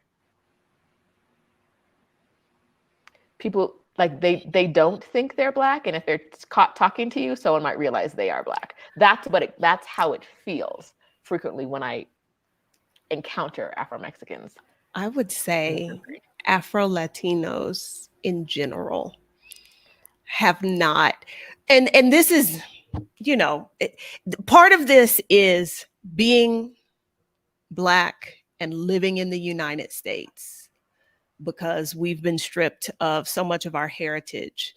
We look at skin color a lot more as a unifying thing, as a connecting thing, than other folks of the diaspora do. So you take that and you meet it with folks who have grown up in a place where clinging to their Afro heritage may not be the best thing. Yes. And so those two things don't go together. So, because I think about the Afro-Cubans that I've run into who look straight like, girl, I do not see you. So I don't know that I've ever had any encounters with Afro-Mexicans, but the Afro-Cubans, they ain't trying to say nothing to me. And that's, hey, fine. That's fine. But, right. So I don't have hope. I'm not going with the idea that if I go to an Afro-Mexican community, it's going to be all hugs and love. Because when I see them in the street, it's like, baby, you don't see your nails just like mine. Like you gonna act like you don't see your grandma. Like I look like your grandma. Though. Like what are you doing? Why are we pretending? So it's more about going to learn more about their culture, that sort of thing, not necessarily expecting it to be like old home week. Exactly. I tell the story a lot. I don't know, but I tell the story a lot. Probably none of y'all have ever heard it before. But there's a Cuban band in town, and I was with another Black woman. We were sitting outside of some restaurant, and every single white appearing Cuban in the band walked past and gave me a head nod, a hey, a hola, buenos tardes, something. Every single one. The one Black Cuban in the band walked past both of us like he could not see it. And I'm like, all your bandmates just came in, throwing up all the hello signs, the hey, the how you do. Every single one of your bandmates saw me, and you are like, and I saw the band again somewhere else, and I didn't realize it was the same guy, the same Black guy, until he got up to play with the band because he wasn't playing with them at first. And the entire time we were there, we were like, is that, when we first saw him, we're like, is that a Black guy? Pretending he can't, because there's 3 Black women, pretending he can't see any of the 3 of us Black women. Yep. And then when he got up with the band, I was like, it's that same dude who literally is saying hi to every Mexican and every Cuban in the place that is white. Cannot. I believe he spoke to everybody in the place except us. Not even to be like, I recognize. Like made an effort not to speak. Yes. Like that's more typical. Although I will say, as a counterpoint to this, there is a little spot near where I live that has weekly jazz. And I went one night because the band, 2/3 of it was Black. I didn't know what kind of Black they were, but I went. Turns out they were Haitian. Mm-hmm. And they made a point to come over to the table where the 3 Black ladies were, because I think they thought maybe we were Haitian because they showed up speaking French. But so that's the one time that we didn't get completely ignored, like on purpose ignored. But again, this is an observation. This is not about assigning judgment or criticism to it. It's just an observation. And it's setting my expectations for what I say and what I want you guys to understand I'm trying to do when I go to see Afro-Mexican areas. I want to see like how they live. I want to see how they are.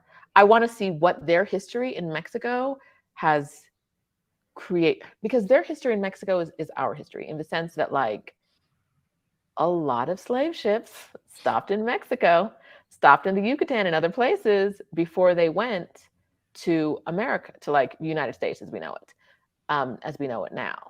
And so these are our cousins who got off the boat one stop before us. Actually, I got off before them. My family got off in the islands. My family got off one stop. They passed me, right?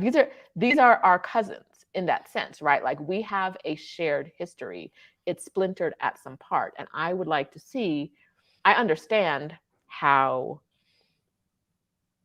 my family in the Caribbean, how our history has evolved. I understand how the larger family, in the larger sense of family, in the US has evolved. I don't understand how my family in Mexico has evolved over time, right? Like what their life has been like, what their life is like now. And I'm curious about that and about them. But like I said, I'm not expecting them to be like, we've been waiting for you to come, right? Because that's not it. That's not it. So very curious about that. And if you have been to some places around there and have some thoughts you'd like to drop off in the comments, definitely do that. Just don't be a jerk. Thanks. I'm gonna tell you about yourself. There's been a whole bunch of jerks showing up recently. We don't do that. All right. Let's see. Going back to the star and comments.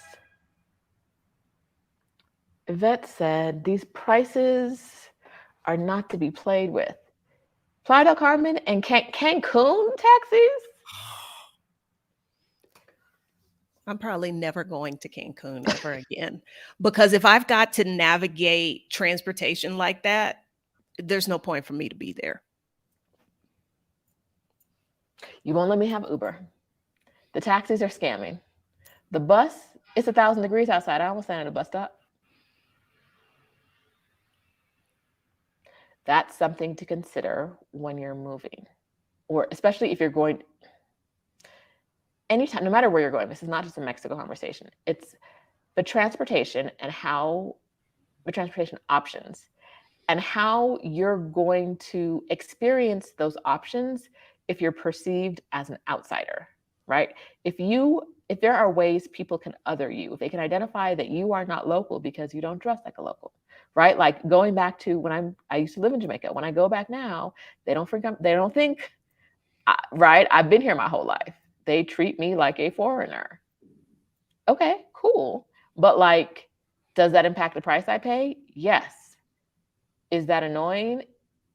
It's all right. In Cancun, the numbers it wasn't like you have to pay more. It was like, it felt like it was a constant scam. Like, child, what are these? Always. I know how much y'all pay for gas. This ain't it. This ain't it. What are these numbers? What are you opening your mouth to talk about? Especially living here, one of the most expensive places. Like, I have a 10-cent bus. What are these? What are you talking about? No. And then, like I said, like I was going to get my hair braided in Playa, and the woman was like, it should be like $7 to get here. I think something like that. And we're trying to charge like $40. She was like, in a taxi, it'll cost me like $7 to get. I think she said like $7 to get there. And when I was trying to get a taxi, they were like $40. The gap between seven for someone who is not Mexican, who is Black, but has lived here for a while. And so I guess she knows how to maneuver. And $40 because I'm a tourist, that's too big of I'm uncomfortable. Where are the Ubers? Right? Like I have personal issues with Uber for a number of reasons. I don't think it's a great company for obvious reasons. Like I think they exploit a lot of the drivers. Pero I would still rather do this than these taxis that are just exploiting me, right? And it's not a shift in the sense that, like, at least with the Uber, like I'm paying a reasonable rate. I know that I'm getting to where I want to go because I can follow it on the map, right? I don't have to tell you where I'm going. Telling a taxi driver where I'm going is now like one of my biggest. Have you ever in a foreign country gotten in a car with a taxi driver who was like, you need to direct me where I'm going? Maybe I don't know where you're going. I don't know. That's something Cuba had going for it. Cuba taxi drivers would be like, I know exactly where that is. Boop, boop. And it would be like 17 different one-way streets and you'd be there. Like, they're like, we just know. Because it was turn and this and this. And then all of a sudden yeah, we know. Okay. But no, even in Mexico City, I had a driver who was like, I think it was probably a 15-minute drive and it took us an hour because he was like, I don't know where this is. Baby, I don't know where it is either. And I don't have a phone, which is why I'm not in Uber. It's why my phone is broken. It's why I'm in a taxi. What are we doing? So, but the different modes of transportation that are available for you are something you should consider as you're considering your move. That was the point of my rant. I felt real ranty in that moment. But it was a well-deserved rant, though. And so again, those of you that are thinking about these smaller places where mass transit, like I can take the metro, the trolleybus, the metro bus, and I don't have to talk to anyone in English or in Spanish. But if you are choosing a smaller destination, that is something to consider, is like, are you comfortable navigating the colectivo system or the taxi system, and how good is your Spanish? Yeah, because if it's not good, your money better be. All right, Nicole wants a place of no winter. She doesn't want to wear a coat, hat, gloves, things to do, art, music, good food, fresh markets, can walk to stores, get to stores, and not have to drive. I don't know if I'm not going to say there's no place, but I haven't experienced a place in Mexico where I need a hat or gloves. Have you? No, but I think in some of the higher elevation areas, so like maybe out in Toluca, uh, places like that, Maybe. or if you're in the mountains, that Yeah. would probably be where you would need hat or gloves. If no one talks about hat or glove places. So if you hear us talk about a city, it's not a hat or glove place. Because I was doing some research yesterday and I found out that Toluca is the 5th most populous city in Mexico. That still shocks me. Who talking about Toluca? It's the 5th, people wise, it's the 5th largest city. I never heard nobody talk about Toluca. Okay, I see Angel's comment about Chiapas. I was in Chiapas in December. And probably had I been more in the mountains, I would have needed like real winter gear. But You just be saying stuff. okay, but I was going to qualify. I was going to qualify this. On a if you outside in Mexico City, you don't need a hat or gloves. But if you've got an interior apartment in the winter, you might need a hat or gloves inside. If you soft like Tracy, soft. No, so I saw Tracy one day and she was like, "It's so cold. It's so cold. It's so cold."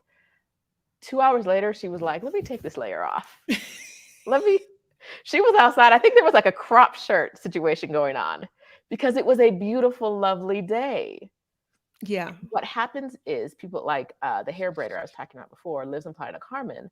When she came to Mexico City, she braided my inside my apartment. I was wearing like a long sleeve shirt. She was braiding all day in a coat because she was like, "It is so cold. How do people survive like this? What is going on?" And I was like, now you will see locals in Mexico City in hats and gloves. I saw a woman the other day, Adelia, in the metro. About a month It'd be ago. hot in the metro. Boy, it'd be hot. You'd be Hot. like, if I take off this sweater, I ain't nothing but a bra, but let me think about it. The metro would be hot. She had on earmuffs in the metro. I was like, you're not even gonna wait till real winter, baby. You just said I want to say like by the time August 5th rolled around, I saw like knee-high suede boots with a matching like long overcoat. I said, "Oh, y'all been waiting. Y'all been waiting for boot weather." How they interpret the weather and how I like my often body I don't look like I'm dressed to be in the same city as the people on the street. So when I say it's not a hat or glove thing, I mean for most Americans. The people who are from Mexico City will be like, "It is 72 degrees. Here's my scarf." You're like wrapped around, like legit no lie, hat scarf at like 74, 72 degrees. Yeah. Why? What's but again, here? Indoors in the winter, if you have an interior apartment, I'm telling y'all this so you won't be surprised like I was. Because in my apartment, I had to wear thermals and sweaters and hiking socks. Now, I could go outside and it's 65 degrees, but inside, it was cold. Beautiful. All right. Okay, so place of no winter. Things to do. Art, music, good food, fresh markets, can walk to stores, get to stores, not have to drive. I think a lot of cities would qualify. I think you're leaving the center and now going to the coast. You're going to the coast. I think a lot of coastal cities might have that. I think Puerto Vallarta might have that. One thing we haven't talked about is a lot of these cities are going to be dependent on your access to funds, right? Like I was going to say, La Paz has that. And at the same time, La Paz having that. Cabo, at least San Jose, the San Jose side of Cabo. Yes, that part of Cabo has that as well. But the numbers ain't looking alike, right? as far as I understand. Like those are two different price points. So looking around the coast, not everything is Playa, not everything is Cancun, not everything is Merida. There are a lot of coastal cities that will get you that, and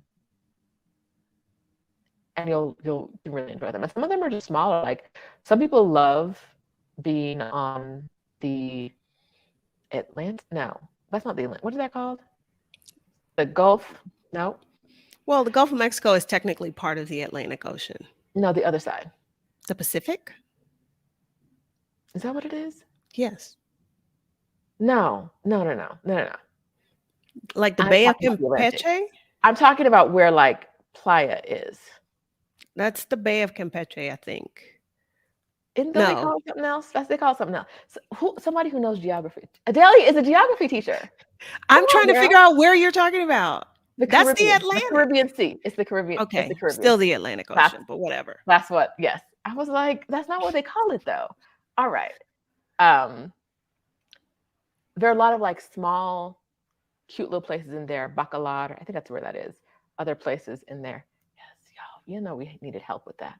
There are a lot of smaller places around there that could work for that.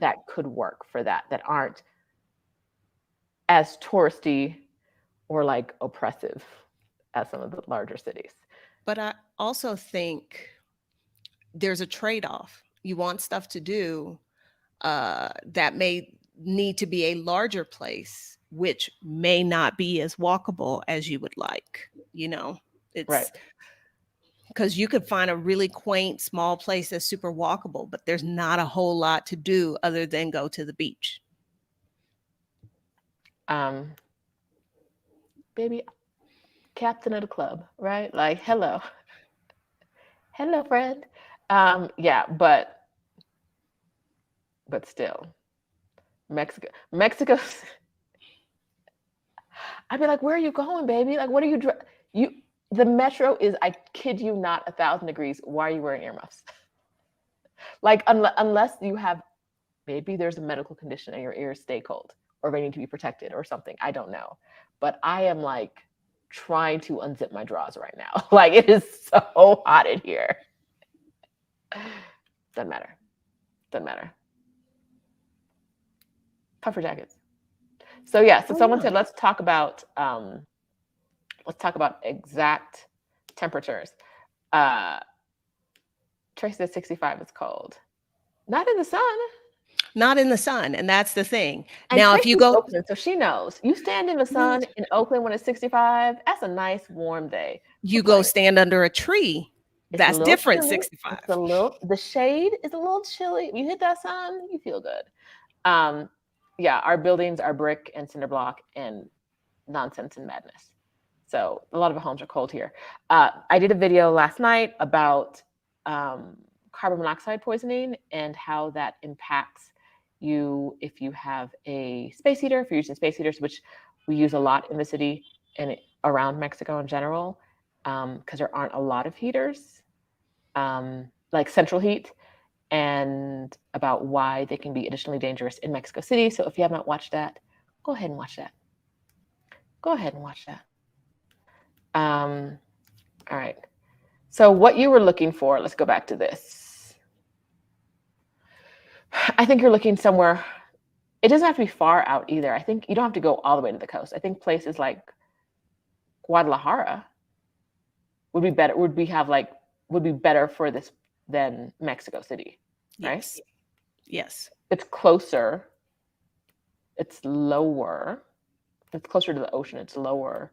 Or a place in the state of Jalisco. You were talking about like the state of Oaxaca being different than the city.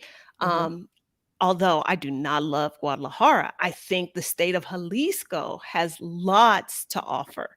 So there may be some other place in that state that would work well for you as well.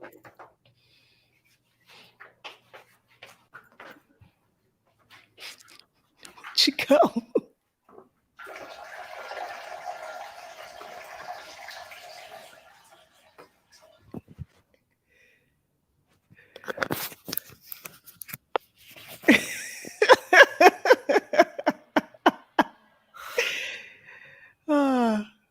Okay, Yeah, so just realized my mic is on. so yeah, I think someplace in the state of Jalisco. I see Sonia has mentioned Guanajuato. I have not been to Guanajuato yet. I know it's super hilly, which already rules it out for me, because part of the reason I love Mexico City is because it's fairly flat compared to where I used to live in Tegucigalpa, where everything was uphill, both coming and going. So Guanajuato might work if you don't mind hills. I hear it is beautiful. That climate wise, I think you would be okay.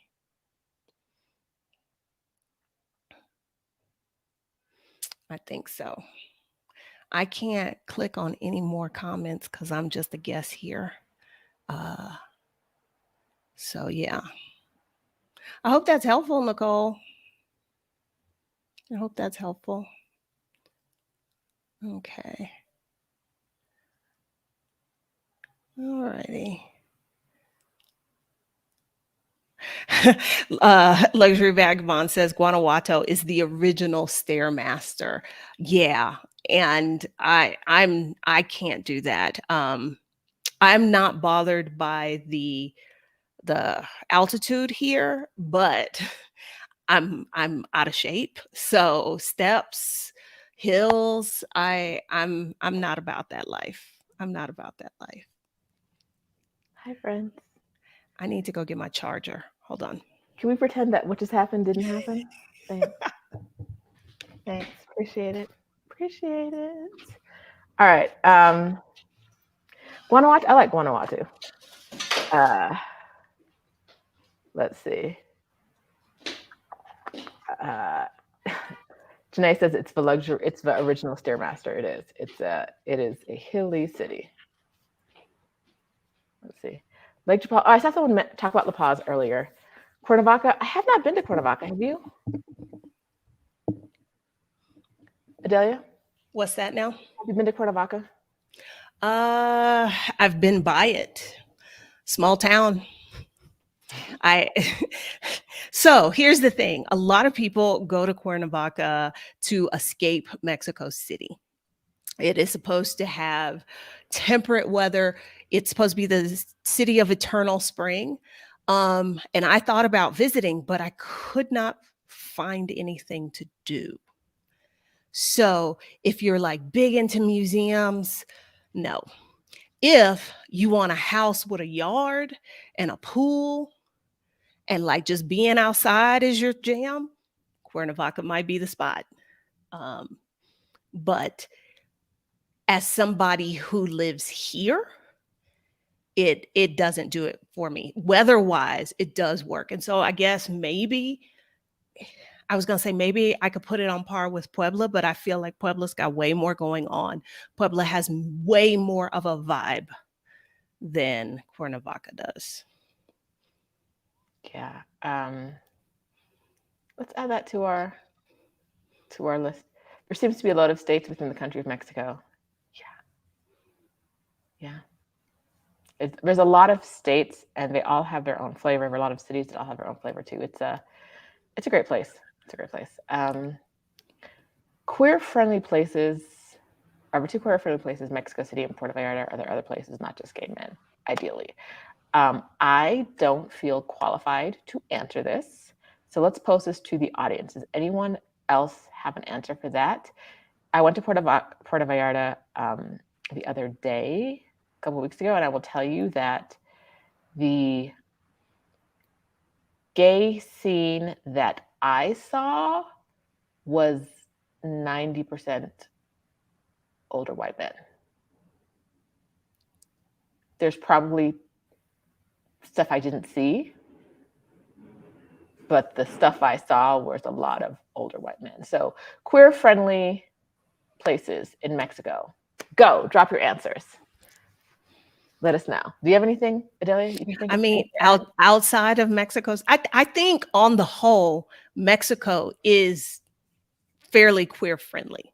I think on the whole it is, but I think Mexico City is definitely at the top of that list, because it's just I mean, Mex- Mexico City folks gonna let you live your life. Ain't nobody in your business. Ain't nobody tripping about how you live in your life.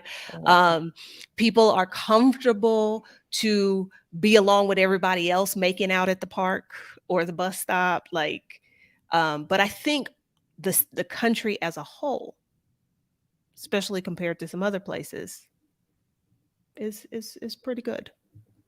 yeah. Okay. Let's see what else we haven't addressed because it's already been 2 hours. This was not the plan.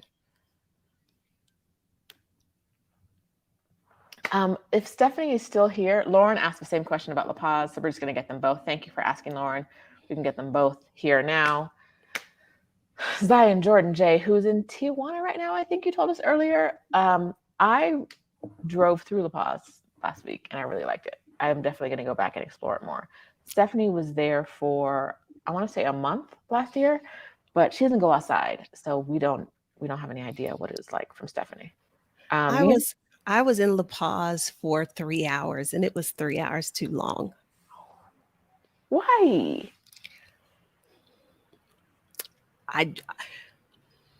There is 1 or 2 museums, the Whale Museum, which I couldn't get into.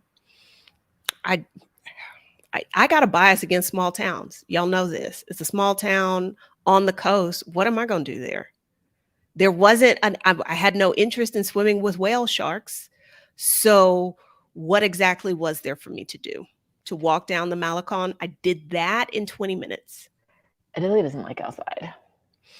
I don't like outside, outside when it's at a beach, for sure. She said, oh, there's sand.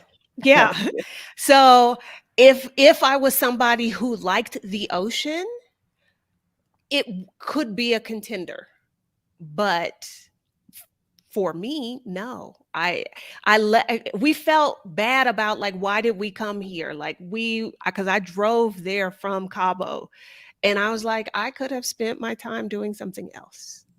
So I like the drive from La Paz to Cabo. I think the drive is nice. Were you driving? I was not driving. I was. I like to be driven. Were you with Renee? Never mind. Yes. I wouldn't, for some reason, I didn't think you were talking to me. I said, oh, too many questions on camera. Yes. And so Renee likes to drive.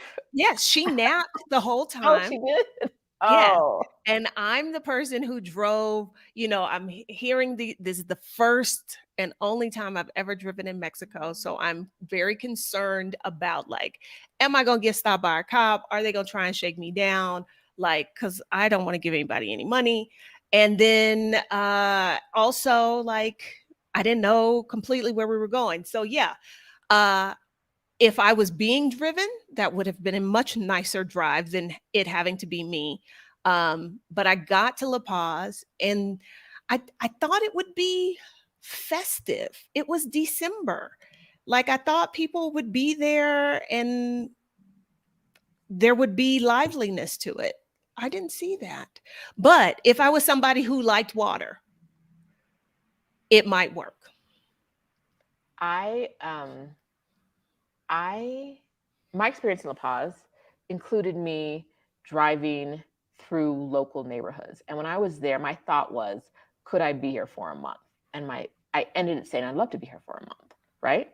That does not mean I would like to live there full time, right? Would I spend a month there? I would. I'd like it. I like the water. But and this is the difference between moving somewhere and planning on bopping around. Moving for a month means I get to pick the month, right? Because it's not going to be August. It's not going to be July. I'm going to avoid those months. And so that's part of it too, is like, think about, we're having these conversations, but we want different things out of the city we choose. And we want different things. We're choosing for different reasons, right? Like, if you get to pick which month you can be in a city, or which 6 months or which 3 months, you can have a completely different experience than someone who picks a different 3 months in that place. So that was definitely my thought, was like, I could stay here for a month, probably not all year long, because If it's at the beach, I am not going to be there in the summer. Just no, I'm not. I'm not. I'm not.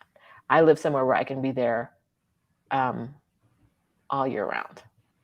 So Poli says, La Paz is a vacation spot for mainland Mexicans. It's lovely. The Sea of Cortez is beyond gorgeous, hot, peaceful, very chill vibes. I enjoyed it. But I was driven around. I was going through local neighborhoods and liking what I saw. However, in a lot of those local neighborhoods, when people told me how they got around, it was, I drive. The locals who live there, I drive, or I have a bike, and my bike gets me everywhere I need to go. So I heard not good things about buses or taxis in the area. I heard renting a car is the way to go in that area. So back to driving. And that's part of my reason that smaller places aren't really an option for somebody like me, is because I do not want to drive. Yeah. What are your thoughts on Monterey? Mine is, it sounds hot. Monterey and Mazatlan, both of them are, I mix them with my head all the time because I get the same. Mazatlan is hot and the beach. Monterey is hot and not on the beach. Like it in my brain, it's the same city because it's like, oh, it's a hot M city. It's hot. It's hot. So I don't have any experience, but I was trying to check it out this year, and I think the water. I was like, I don't want to. The water and maybe some crime made me say I can wait till later. Maybe they could have been somewhere else. I don't know. That was a great question, Zion. Thank you. Zion also said that a lot of Black lesbians go to Merida. Tijuana is gay friendly. They have pride festivals, but in terms of trying to date Black queer women, nah. I don't know why it's friendly, but you can't date. Maybe it's like, or maybe the options. So maybe it's like single the Tinder we're looking at here. Y'all, okay, so Angela came over this week and she looked at my Tinder account at like the options available, and she was like, oh.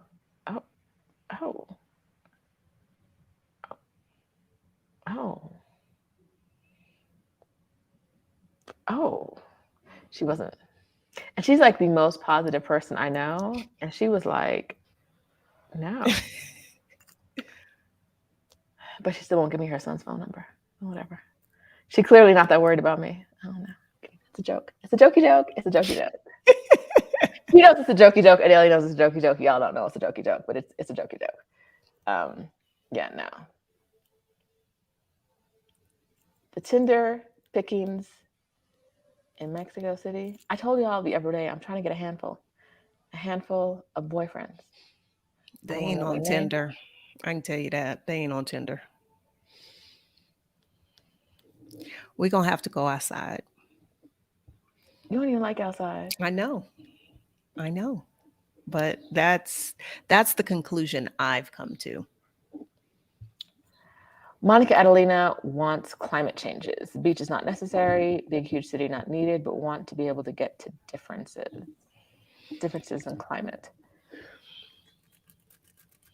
I'm trying to think, because the climate type she's describing is humid continental. That's where you have all 4 distinct climate types. But Wait, did y'all see how she just science teaches us real quick? Humid continental. Girl, that's a real word? That's a real term? Yes. Wow. It's and nice teachers. I'm trying to think where in Mexico has that kind of climate. I'm trying to pull up a climate map right now. Have y'all ever in your life pulled up a climate map? I'd be like, Yahoo weather, what is the weather in this place? But never pulled up a climate map. Humid continental?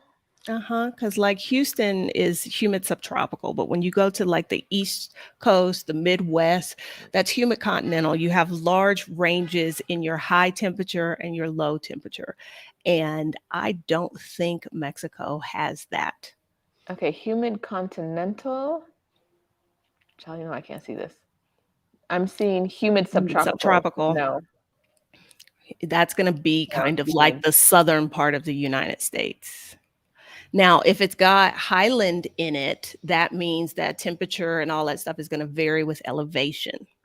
Okay, So, so and actually, I was going to say elevation is probably the way to go, because there's a whole, not that any of you care about this, but there's a whole climatic phenomenon that happens in Latin America where climates are more vertical than they are like horizontal. So maybe someplace with mountains. And depending on the time of the year, you're higher elevation or lower elevation. I just dropped the Wikipedia climate map. Because that's what I found when I Googled of Mexico. So if y'all want to know, you can see it because I can't decipher it right now. Did she say, y'all see how Adelia will get all kinds of sciencey and then be like, well, I don't know. And I'm like, look at all this knowledge you just had tucked away in your bra just to pull out on us. I had no idea. The flex. She really will be like, well, blah, blah, blah. But I'm like, I think you make it, you just saying words. You were just saying words together. And then there are times when she's like, don't, like, do not teach me anything right now. Do not history me. I don't want to know. No, but human continental was good. I didn't know. I did not know that was a thing. I learned me something. Oh yeah, I called her a science teacher. You were never a science teacher, right? No. I just call her whatever kind of teacher. Whatever kind of teacher is helpful to me in the moment. I'd be like, go history teacher. Look at this art teacher out here. I make her 1,000 teachers. Yes, this is helpful.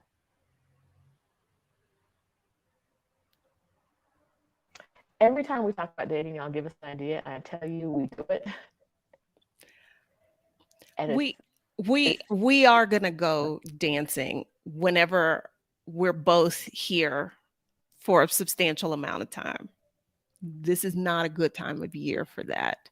But we're when we have gone dancing before, what happened? We did not go dancing. There was dancing at the place we went, but I did not go to dance. The men who wanted to dance with you were how old? Yeah. There's that. 73? There is that. And we say the men who wanted to dance because those were the only men there. The only men in the spot, the Cuban place we went to, were like 62. Yeah. Solidly. Definitely more mature, more seasoned. We try these things. And then we're like a Cuban place with a live band, let's go. They said a Cuban grandpa place. Yeah. Okay. We be trying, y'all. But he did give us the spots to go to for dancing where maybe they might be a little younger. He did.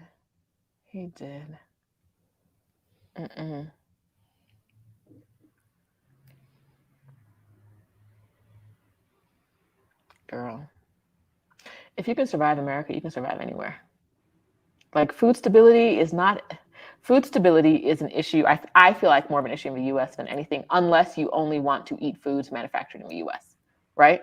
Like if you don't want to buy tacos off the street, you're going to eat differently than Adelia and I do here. But if you are open to any kind of food instability it happens all over the place, right? Like people are hungry, but in America, it's not because the food's not there. It's because greed is there, right? Like we just gonna dump all this grain. We just gonna, right? And get paid for it. The government's gonna pay us. Yeah. To let all this wheat go bad. Yeah. Right. If you can survive America and it's toxic water and toxic food and like lack of food and food deserts, you can survive anywhere. Creature comforts are what we want you to think about. What are your preferences? What life would make you smile every day, and what city can you get that in? That's what we want you to think about when we have sessions like this. Listen, it wasn't no younger men in the spot. It wasn't a single man.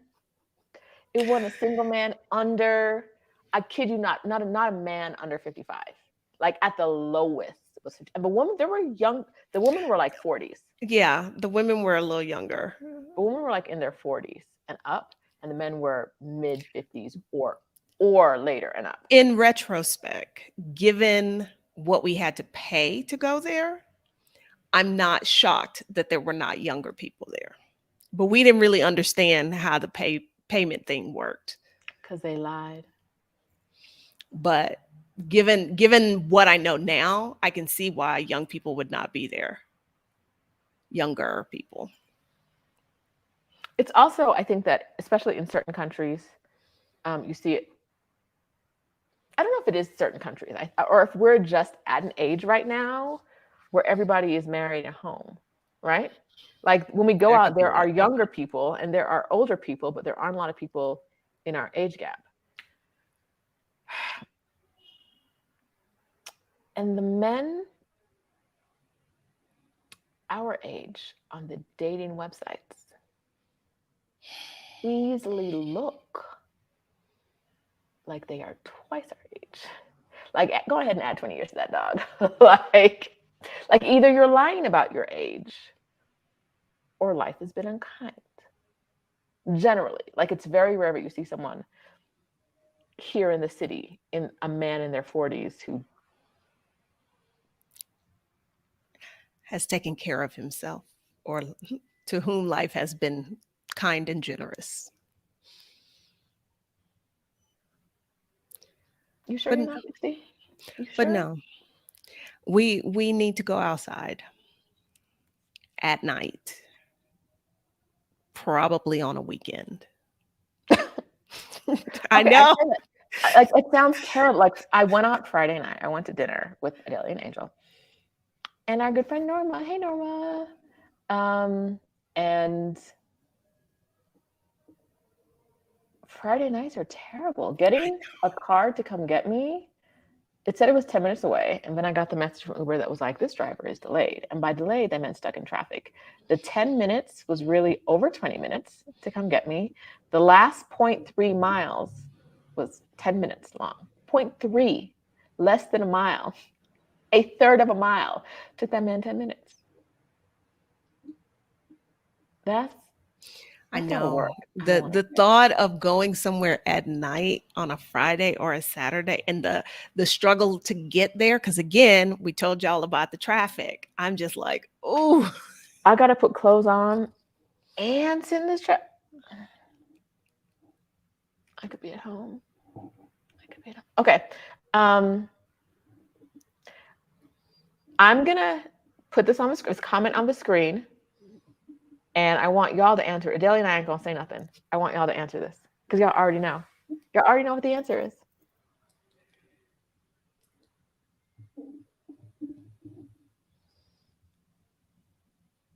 Yes, Angel, we loved you, so we came out for your birthday, and it was lovely. yes, it was. It was. You already know. Gail answered the question. Yes, Sharon, that is Mexico City. Yep. That's it. That's all. That's it. I think the only thing I will add is that there are lots of us here, but there are also 22 million other folks. So don't come and be like, I walked down the street and I didn't see anybody. Which we've heard. Yes, We've heard. we're here. It's just a big city with a lot of people. So you have to, what's the word? You've got to take a more focused approach to connecting with people. Yes. So sometimes people ask me like, where do the Black people hang out? And I'm like, Wherever they want. yes. It, And it's not like I think it would be easier to find where the Black people hang out. It's like asking where the Black people hang out in LA. Right? Like it depends on what neighborhood they're in, right? It depends on what they want to do. But people, because there are a number of us here, people come, and if they don't see streets littered with Black people, they're like, y'all aren't really here. And I'm like, no, we're here. In the house. And there's also like, it's a massively large city. You have to be intentional about about how you're trying to find them. And I think something, I know this didn't click for me for a long time. When you're in an American city, there is typically a Black neighborhood, a Mexican neighborhood. But why is that? It's We because love segregation. because segregation said y'all Segregation. can't live over here. So we congregated together. This is a place where when people move here, there is no traditionally Black neighborhood, no traditionally, because we can move wherever we want. So trying to find, oh, where's that neighborhood, like that doesn't exist here. It doesn't. And it's it has so many it has so many different neighborhoods that there's never going to be one place, right? There's never going to be. Because there's no reason for that. And even if there was one central place, like there used to be a reggae bar that was pretty popular. It's still there. Is it as popular? I don't know. I don't hear anybody talking about it anymore. Every now and then. I don't hear people talking about it. Anyway, but if you don't want to be with non-Black people with dreadlocks, there's that part. If you don't want to be in a place that is sometimes reggae, sometimes like very, very loud hip hop, there are a lot of us in the city, not a lot of us. I think it's not still a place I would go, but there are a lot of people in the city who are Black, but who have kind of aged out of that experience. It skews like 20s and 30s, generally in there, in my memory of it. And the non-Black dreadlocks. There is that. There is that, right? And so because it's not the kind of city where we're all coming for the same thing, it doesn't have the same, I'll say the city doesn't have the same like family vibe that something like, or like same like community vibe that like a city like Chiang Mai does. Because there are so many of us that I don't think we don't all ever need to be together, right? And we could all never be together. What do you think? Yeah, I think that's it. It is a combination of all of those things that if that's your expectation that you're going to come and like be tripping over us in the street, that is not going to be your experience. People be mad. Yes. You guys said you were here and I didn't see any of you. And I know and it's like, did you reach out to anyone? I said it. People be mad. I came to Mexico. You guys are lying. There's no Black people here. We're like, thousands of us. Thousands. But you're not going to catch us all in the same place on a Friday night, right? No. So, no. And I think that's a lot of that needs to be part of your expectation if you're moving abroad. Like how important is it to you that you see large congregations of Black people? And is that, if it doesn't exist, is it something you want to create, right? Do you want, like Adelia, since she's an admin of the Brothers and Sisters of Mexico City group, which she should be dropping in the comments. Oh, okay. Drop a link to that. Because she's the admin of that group, she'll occasionally like do like a meet and greet. Sometimes on a Sunday when I'm here with you guys because she's a hater. But sometimes those are well attended, sometimes they're not, right? Like we had one on like a Thursday evening that had maybe like 30 people there. Yeah. And then one on a Sunday afternoon that had 10 people there, maybe 15. Oh, you know what? I can't see the chat, but there it is.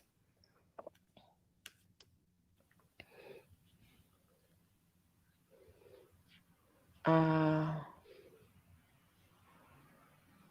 see.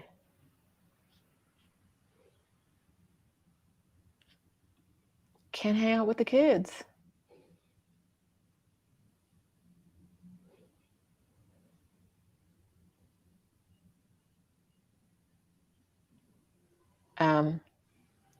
Update on the Morocco trip is a question I saw. Exodus Summit is planning a meetup in Marrakesh, Morocco from April 21st to April 24th. Now, what that means is if there's no ticket for sale, It's a dream and a wish. And there's no ticket for sale. So currently, still a dream and a wish. We will tell you when it's more than that. Until then, there's no updates to know about. A dream and a wish. But we're working on it. We working on it. When you said it's there, do you mean you dropped it In for the me? private chat. Okay. I just saw that and I was like, what? You can't get it in the comments? No. It don't like you. Brothers and sisters in Mexico City. All right, what haven't we talked about? We've been talking for a while. I think, well, maybe we could say something. We've talked a little bit about the fact that if you want more moderate climates, you need to be sort of in the central part of the country. If you want more heat, that's going to be on the coast, or that is going to be in the north. Like if you don't want humidity, but you love heat, there are several states that are quite arid that might work for you. If you want to be a homesteader, you want a plot of land and you want to get out there with your machete, I'm thinking Chiapas, and what's the one next to it? Campeche. Neither of those are places for Adelia for obvious reasons. But outside being the obvious reason. Outside, it's hot. It's rural, like there's nobody there. I this is how I knew. I went to San Cristobal in Chiapas, which is kind of a little cute town, but I could not easily order food for delivery. I needed to physically go to places to get food to go. I'm sorry, I don't live like that. I don't know how anybody's living with that kind of struggle these days. So, not that part of the country is not for Adelia. Okay.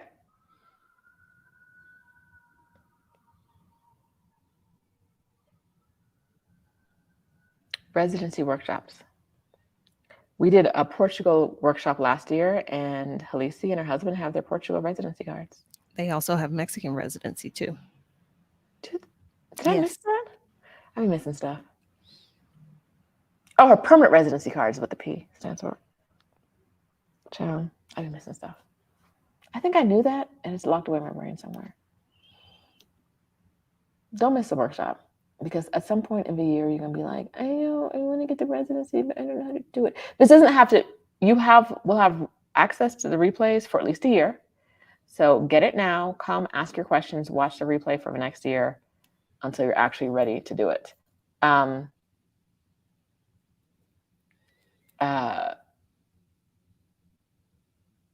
And then get your residency.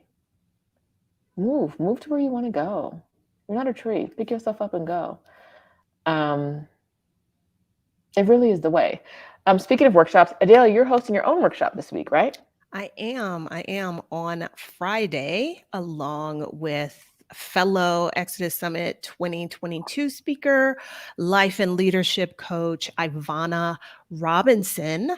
We are doing a workshop on how to align your goals, time, and money so that you can live a life that you enjoy, that makes you happy. And the link to get that is in the description below, I think. No say. I think I did that. I might not have. You know, I be trying to do stuff, but what actually happens? Yeah, no, if we were just like on YouTube, I would be able to make a comment with the links, but because this is StreamYard and I'm a guest, I can't make a comment here. Okay, let me see. What did I do? It's in the private. If you go, it's in the private chat. It's in the private chat? Mm-hmm. You're putting stuff in the private chat now? Yeah. Private. Okay, so the link to this, I meant to do it earlier, so either I did it or I said, like, this is the workshop. You should know about it. And do it. So this is the perfect thing for, you're getting ready for your 2020.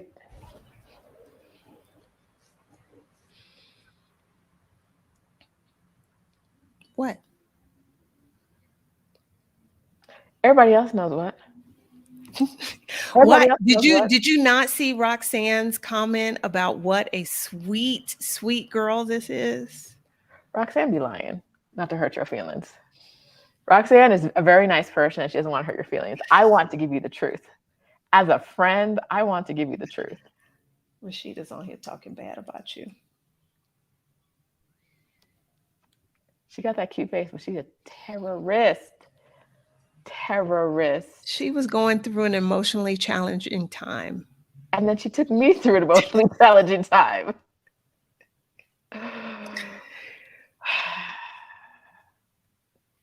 Y'all, it's this little that little thing was in my apartment screaming. Her mama left her, and the minute her mama walked out the door, she started screaming like I was beating her. And I was like, the neighbors are like the neighbors aren't gonna call the police on me if I have a party, but hitting a dog, they yeah. don't show up. But they think you're hurting, and that it was like a solid like 45 minutes at least of just like wailing, like her soul was being ripped out in the middle of the night. And I'm like, baby, I just want to go to sleep. It was a long day. I was tired. I was like, I just want to go to sleep. And this baby was screaming. And then she commenced to wake me up like every hour. You're not grown enough. She was struggling. That's not typically her, but she was going through a rough time. Okay, so back on topic. The workshop is perfect for who? The workshop is perfect for those of us or those of y'all that are you're feeling stuck, you're feeling discontent, you don't like the way things are going, but maybe you can't figure out like how to make a change. That's who this workshop is for. She just gave us her ass and just walked away. I don't. She got to go check out on the balcony. Terrorist. And then she'd be trying to like fight dogs. Yesterday we went to the dog park. If y'all follow my IG, you saw she played with a dog, which Missy does not do, like ran and frolicked with him. But what y'all didn't see was the 3 run-ins we had on the way to the dog park, because apparently this is something that happens to older dogs, that they get kind of territorial when they're on a leash. And to her, you should not be on the street with her. So and like I said, it seems like everybody in this neighborhood has a dog, and they were all out walking while we were trying to go to the park. And so I finally just had to pick her up because I was like, you keep starting shit. Like, we gonna get jumped. But she got to the dog park and she had a ball. She ran, she frolicked, she played. I'm forever scarred. I'd be trying to walk her around, like just getting down the elevator. We'd be in the lobby and the other dogs would be trying to get on the elevator as we're getting off. And she would be like, I see that you're like, you weigh 50 pounds what I do. I don't care. You can't ride. You can't get in here. You can't get in. I'm getting out and you still can't. You shouldn't be here in the hallway. Like literally them big old, like up to my waist dog. She's like, this is it. This is my moment. Yeah, I'm about to get him. And I'm like, when this dog shakes you, like one shake and you're done. What do I tell your mama? So it wasn't just that she was screaming. It was that like it was a very like she creates stress and tension for you when you're caring for her, doesn't she? When you're walking her, there's some stress and tension. You just have to be alert when you're walking her. I am alert, and you got to just avoid close contact with other dogs because she doesn't want them to exist in her Everybody space. in my building has a dog. Everybody, like, there's no way. The only way to avoid her coming in contact with other dogs is to keep her inside and not let her go to the bathroom outside, and that's not an option. It's why she's not allowed to enter Cheetahs anymore. She can't act right. Why are you trying to fight these dogs? On the street, she'll be like, I see you. You could be a whole block away. I see you. I'm coming for you. And you're like, I just want you to pee. Can we just handle our bathroom business in these streets? No. She's like, that dog looks dangerous. Let's go tell it. I'm the big dog. No. So yeah. But Adelia loves her for some reason. That's my homegirl. That's my homie. Terrorist. All right. Any thoughts? Last thing. Any thoughts on Huatulco?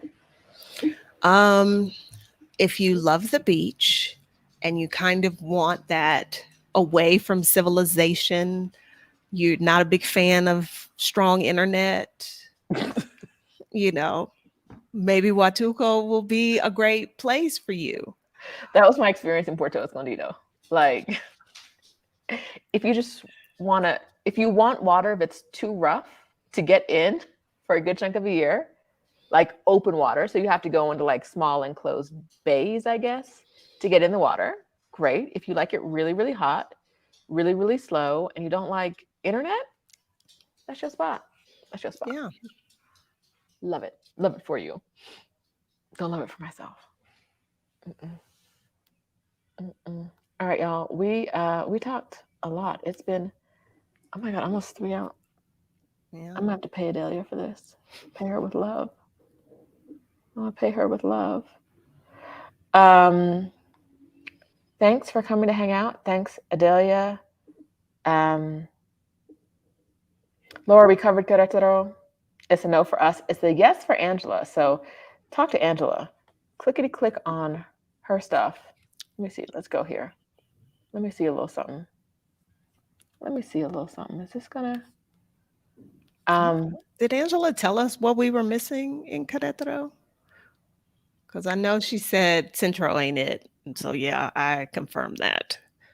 Danielle's in Querétaro too. What are we missing? They're not gonna say nothing. What are we missing in Querétaro? Tell us. You see the disapproving eyebrow?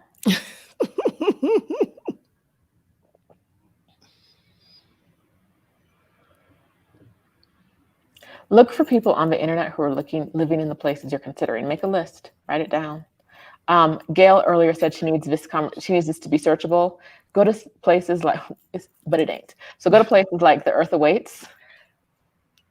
Okay, HEB, that is fair. That is fair. A grocery store, Danielle. But it's HEB though.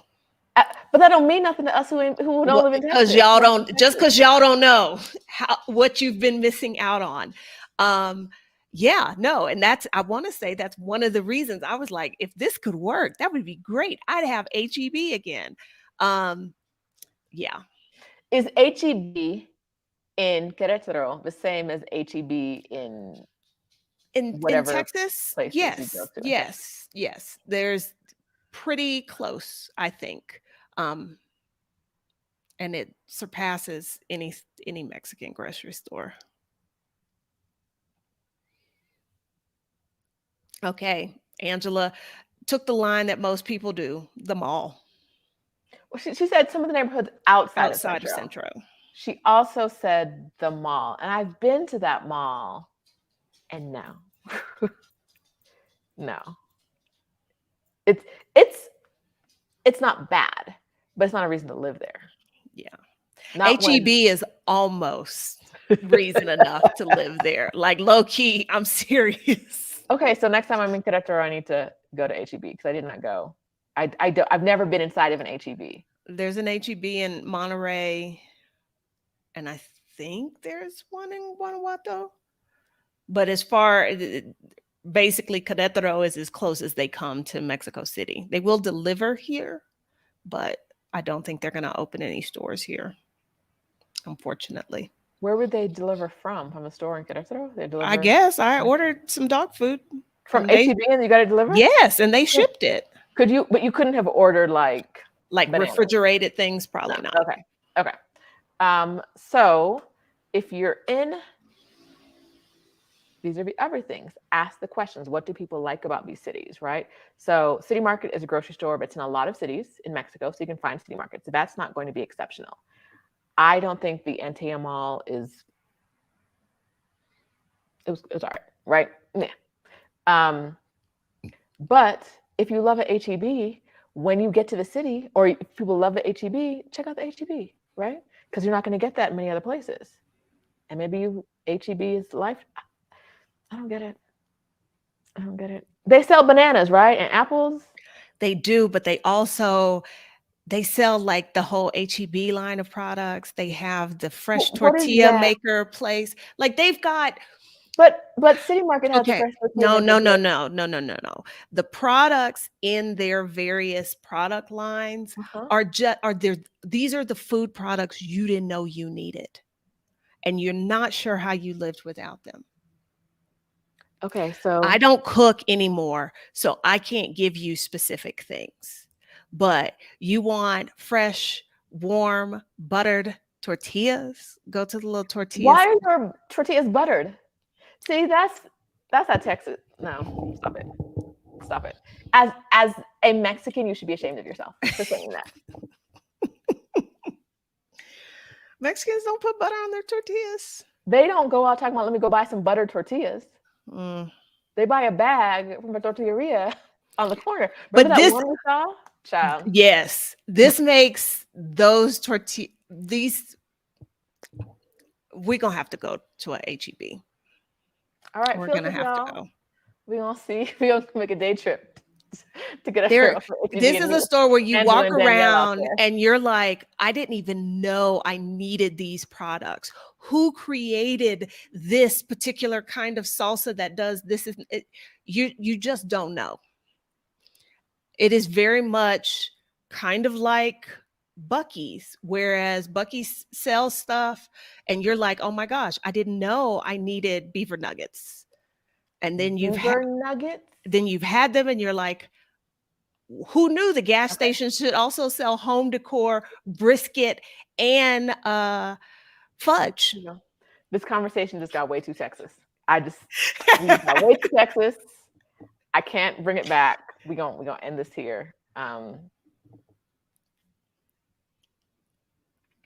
No. All right.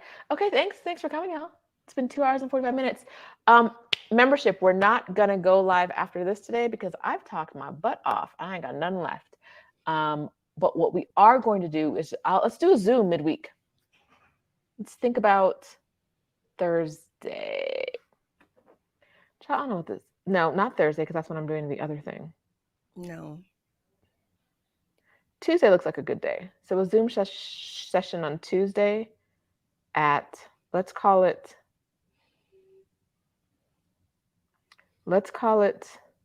11 a.m. Eastern time. If you're in the Zoom with membership, I'm putting it on my calendar now so I don't forget.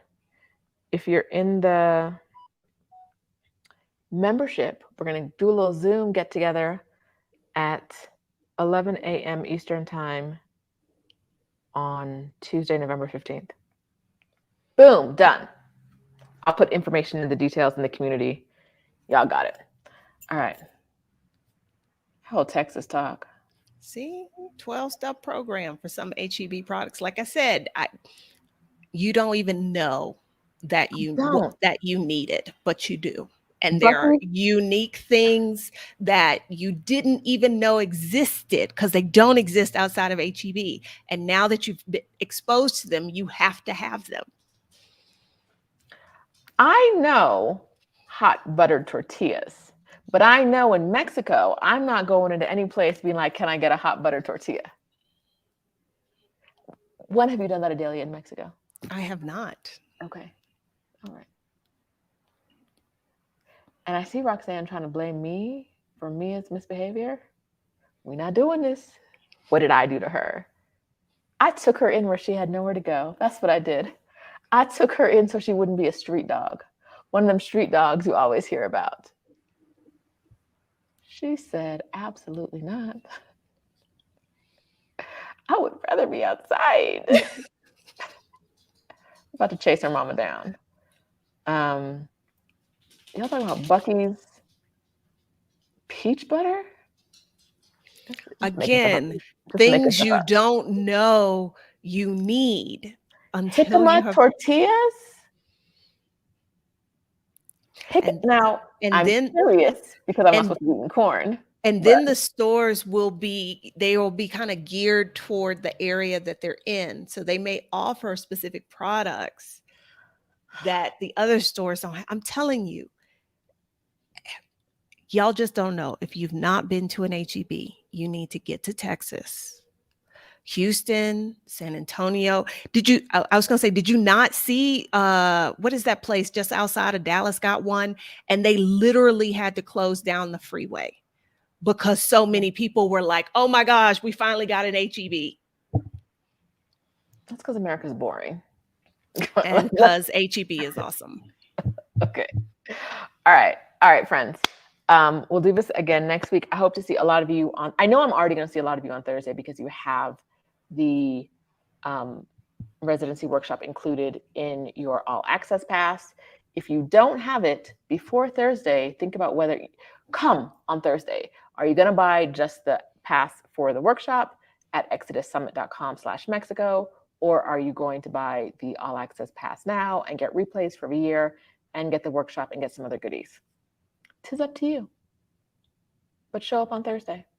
Membership, we'll do a Zoom at 11 a.m. Eastern on Tuesday. If you want to join the membership, the link is in the description. And we will talk soon. You're talking about grocery stores, meal prep. That is something.